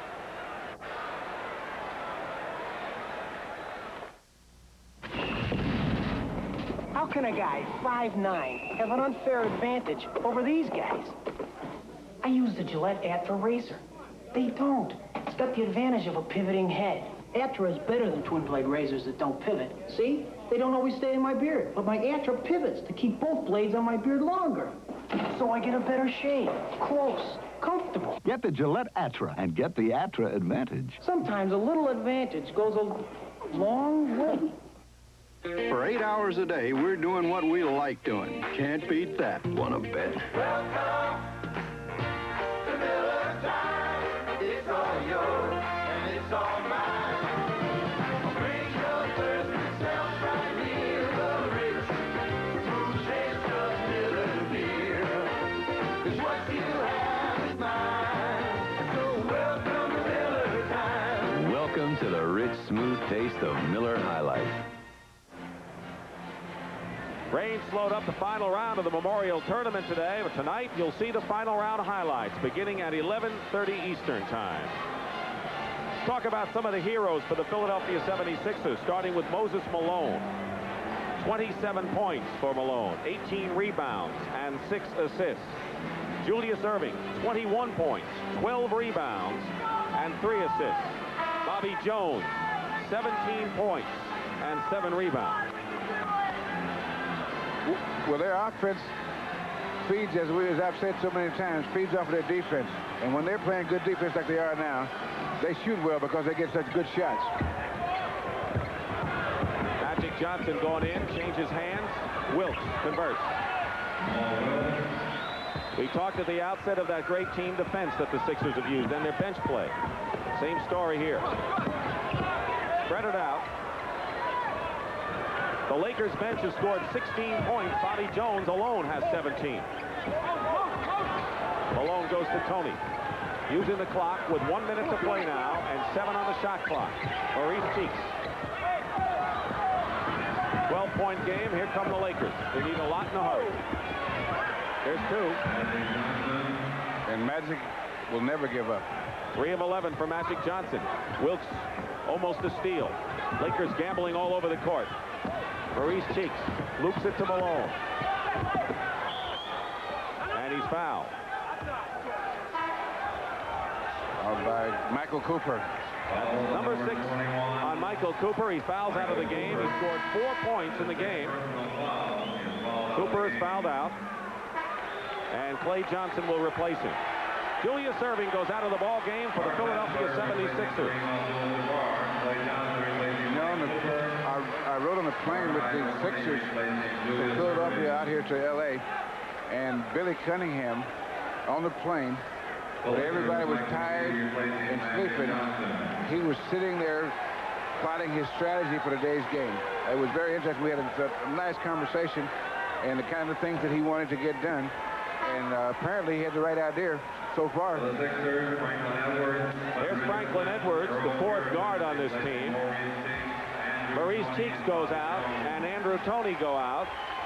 So Richardson, and there's Clint, and Franklin Edwards are in the backcourt now. Kareem left the game 23 points and did what he could for his team.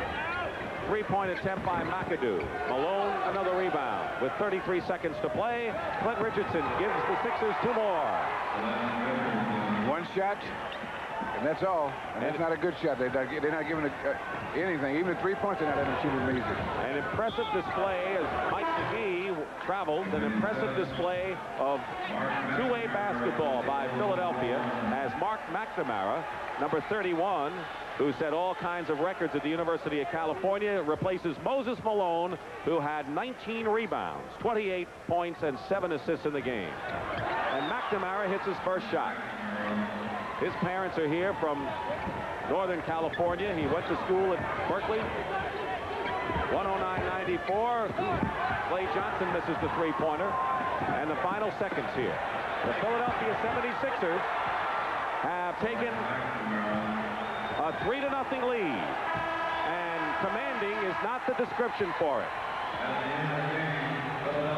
It's 3 games to none as Philadelphia beats Los Angeles, winning the game here at the Forum, 111-94, Russ. And I tell you, these guys are so they get impressive as it goes better, it goes along, because the more games they play, the better they execute. You know, they said they didn't play but 1 decent game against Milwaukee. I know Don Nelson doesn't want to hear that. But as each game is unfolded before us, they've gotten better. They have won 11 out of 12 games in the playoffs, and in this period, the Sixers outscored the Lakers 39-22. So it was that 4th quarter spell that did it again for Philadelphia.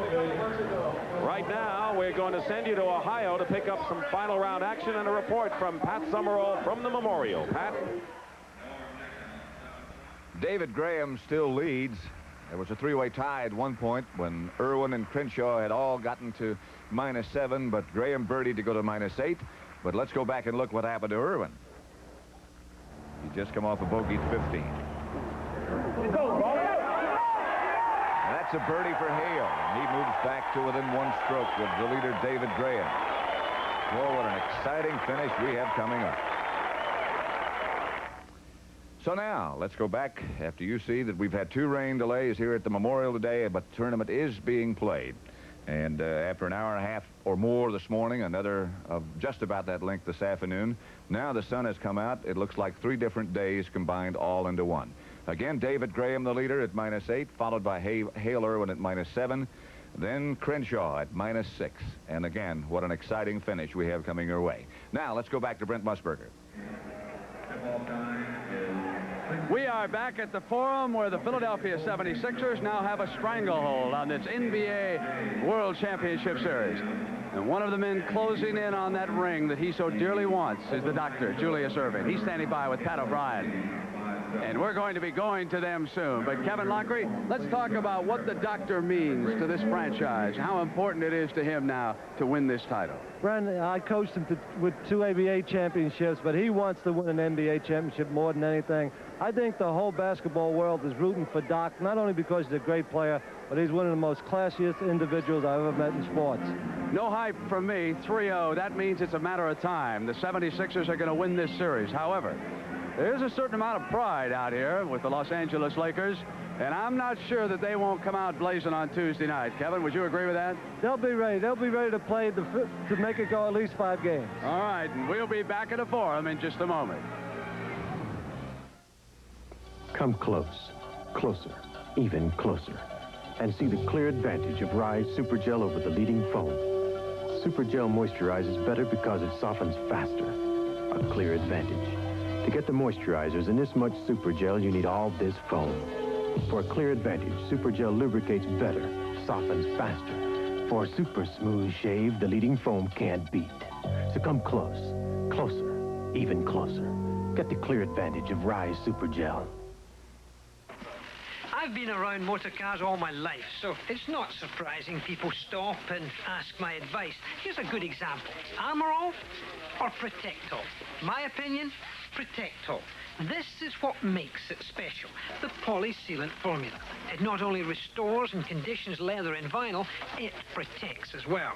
I'm not just saying this because I'm paid to make this commercial. If I didn't really believe in Protectol, I wouldn't recommend it. 111-94, the final score. The 76ers come to the West Coast, and that is the biggest victory margin of the 3 games. They win number 1 by 6. They win the second one by 10. And then here today, that defense really turned it around. It really is. What we said, the great defense of Philadelphia, they out-rebounded them 54-41. They dominated the game. They wear the team down in the 4th period, and then they take over. All right. Well, there are a number of people that we should thank for doing an outstanding job on this broadcast. Let's take a look at the credits now, as led by our executive producer, Ted Shaker, and thank everyone. Great job.